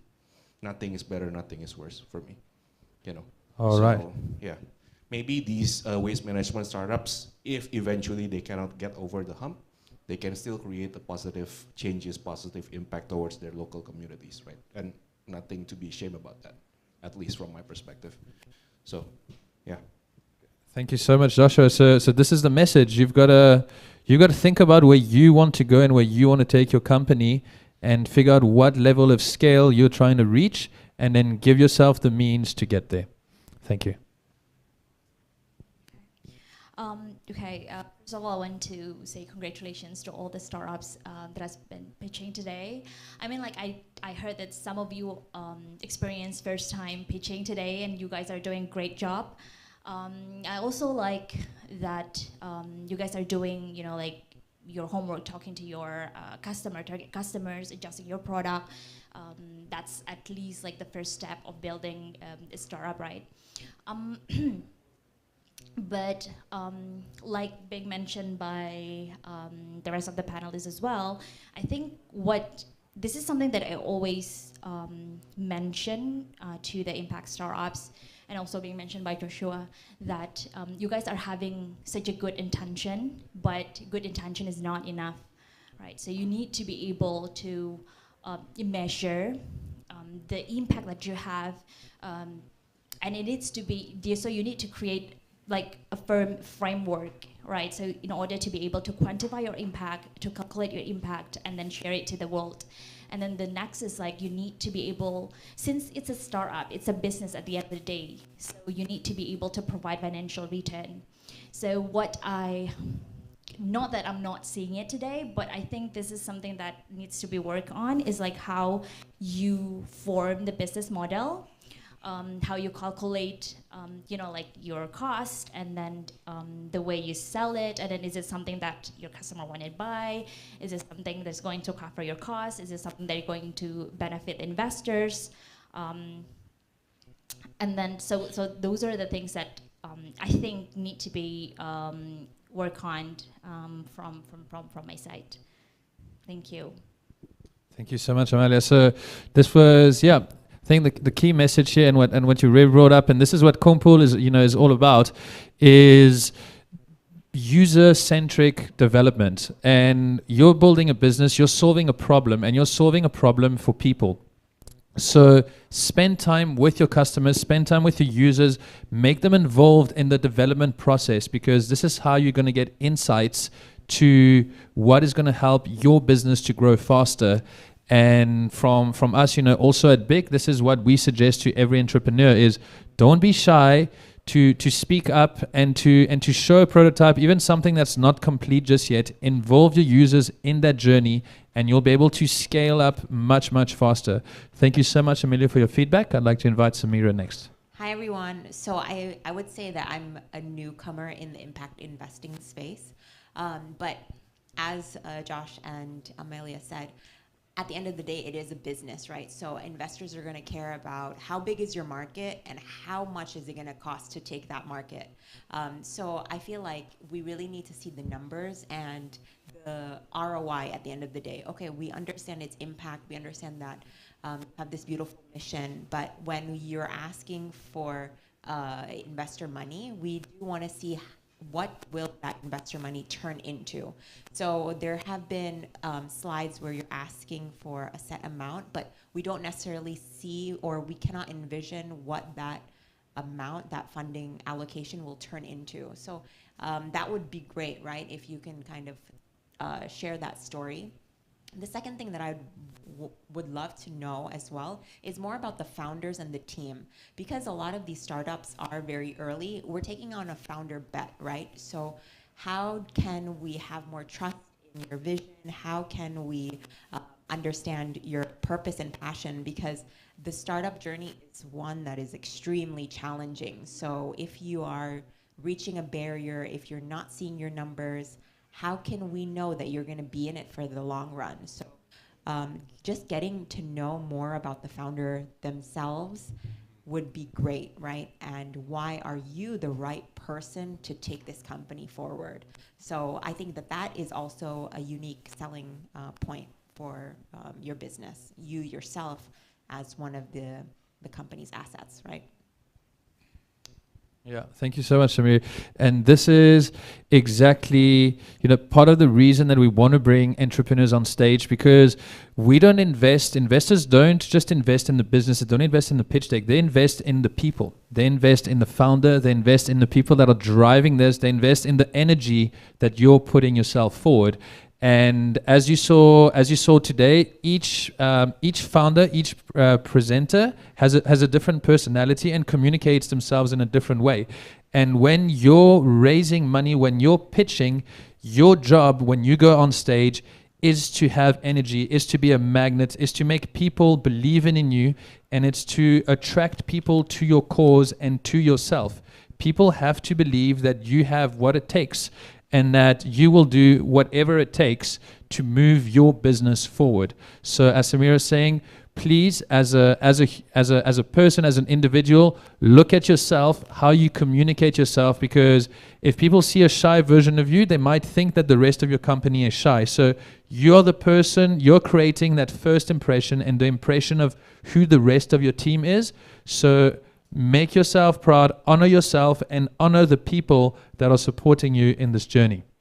And just a last point on this, from the impact point of view, measuring the impact I think is very important. As you saw today, each company is impact driven, has SDG goals in place.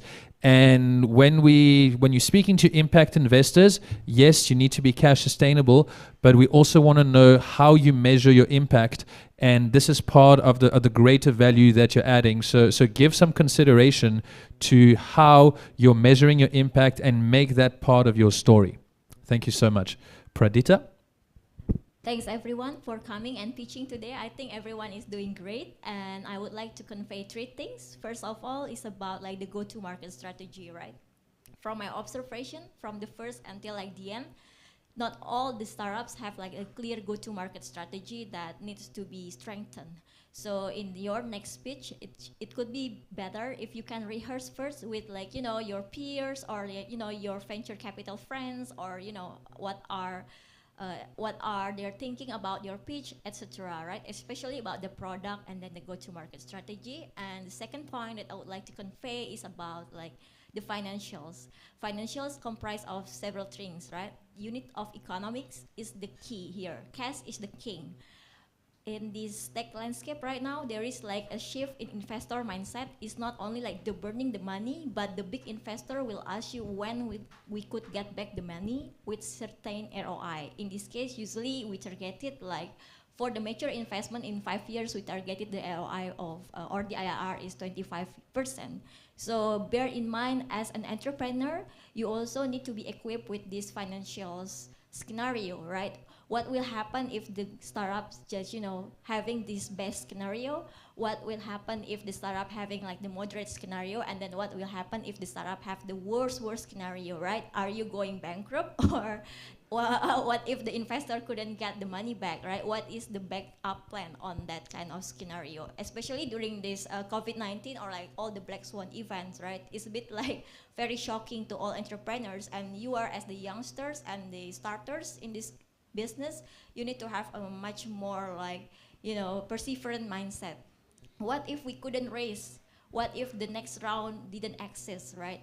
What will you do with this certain cash in your bank account, right? That will be like the best mindset to go forward. So you need to make sure that your unit of economics, especially like, for example, like the revenue minus costs, right, is a gross margin, needs to be positive. If you have a negative gross margin, I would say you need to go home and then just prepare the next business model that having at least like the positive gross margin, yeah?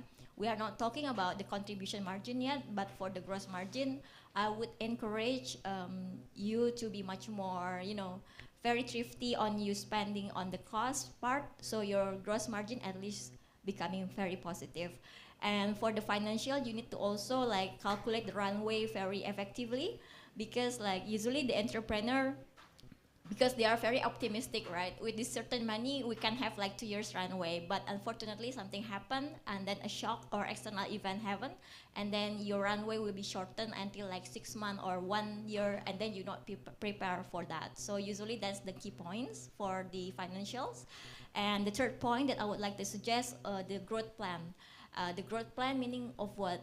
All the panelists saying that you need to elaborate more on the use of proceed, right? If you get certain amount with the barter of the equity, for example, and then I would like to achieve this, and this in certain milestones within 5 years, for example. And then you guys need to elaborate more on that milestones so that all the investors having the same mindset. So if I give you this amount, a year after that, and I would like to meet you like quarterly in the board meeting, for example, and then you need to be much more responsible for those cash, right?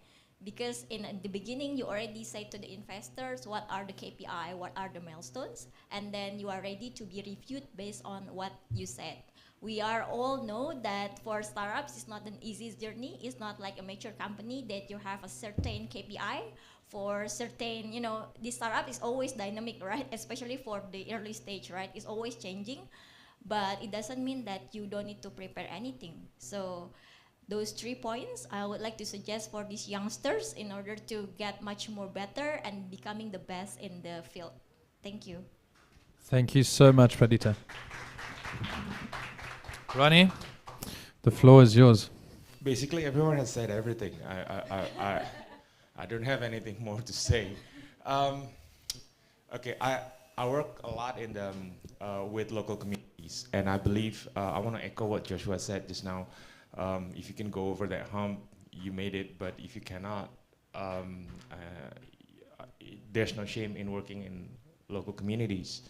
And since I work a lot with local communities, I believe that when you empower the locals, you'll be surprised on how absorbent they are and how they're as agile as you are when receiving new technologies. And I want to say something. I think it was Banana and Partners. You guys started in Balikpapan, but when you're expanding to Java. Usually, when you have new technologies, you have new ventures, you want to expand outside Java.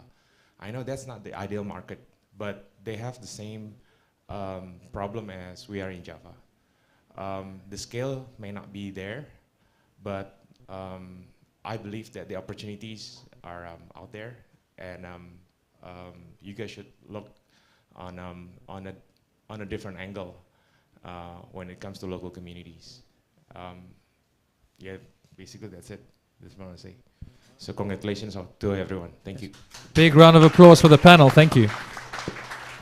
I would like to just, before you hop off stage and we lose you maybe forever, I would like to invite the camera crew to get a nice team shot of the panelists who have given us their time today. And we'd like to see lots of shiny teeth.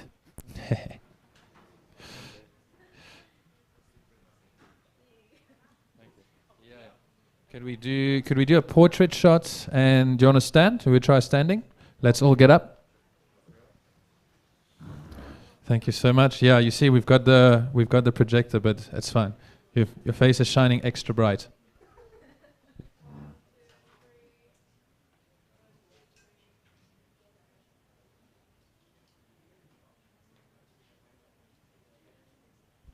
Fantastic. Thank you so much for joining us today. It was a true honor to have you. Now, we are just, I would say, if you'd like, you're completely free to do whatever you like now. What I would like to invite all of you to do is, feedback is something that we've been talking about for the startups, and this is something that we at Angels and Founders would love to hear from you. So if you would take a second to actually review this event so that we can understand how to continue to improve our experience at Angels and Founders for the upcoming sessions. While you do this, I am getting some messages on my phone giving us the results from today's winners. And we will be calling up the winners of today's session in a couple of seconds.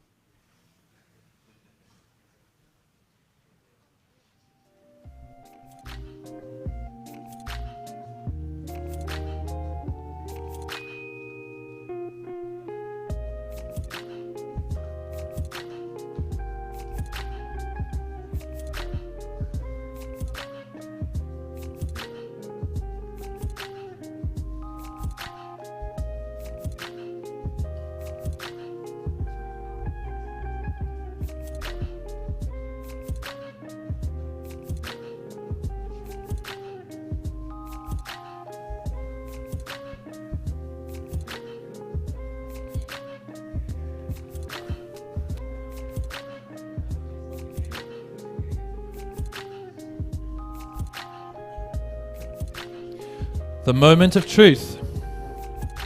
I would like to invite 3 companies and 3 founders to the stage because it was a pretty tight score.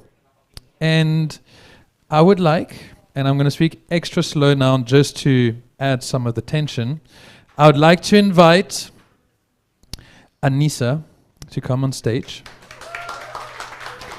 with the highest rating of the day. You are today's winner. And just to add a bit of zang to the sauce, I would like to invite Rendria and Risky as the number 2s and number 3 ratings. So we have a lady in the middle, and we have Risky, who is hiding somewhere. Uh-oh, did Banana and Partners already leave? I think that's already a minus point on that side. So I would like to invite Coinpack. Oh, okay. You got up just in time. So just to give you an idea of what today's scores were, so Reservoir got a total average of 4.06, Magalova got a straight 4.0, and Banana and Partners got a 3.85. Please come into the middle of the stage. This is your moment to shine. This is your moment to shine. With Anissa in the middle, would like to take a photo of the winners. You guys can all stand together. Very well done on doing your pitching today and sharing your story. And I'd like to just to remind you and to thank our sponsors again for the prizes that you've won, Anissa. So Amazon Web Services voucher, Tap Talk, and Crim email vouchers. So pretty much your digital infrastructure is going to get a bit of a boost. And to the gentleman standing next to you, very well done on your stories. We'll all be having conversations after this event. And once again, big round of applause for today's winners.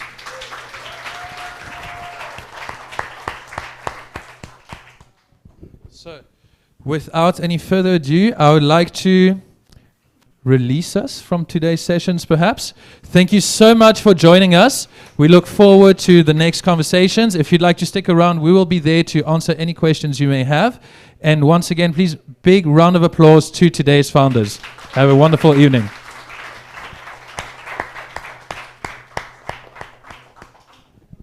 Could we get some music, please?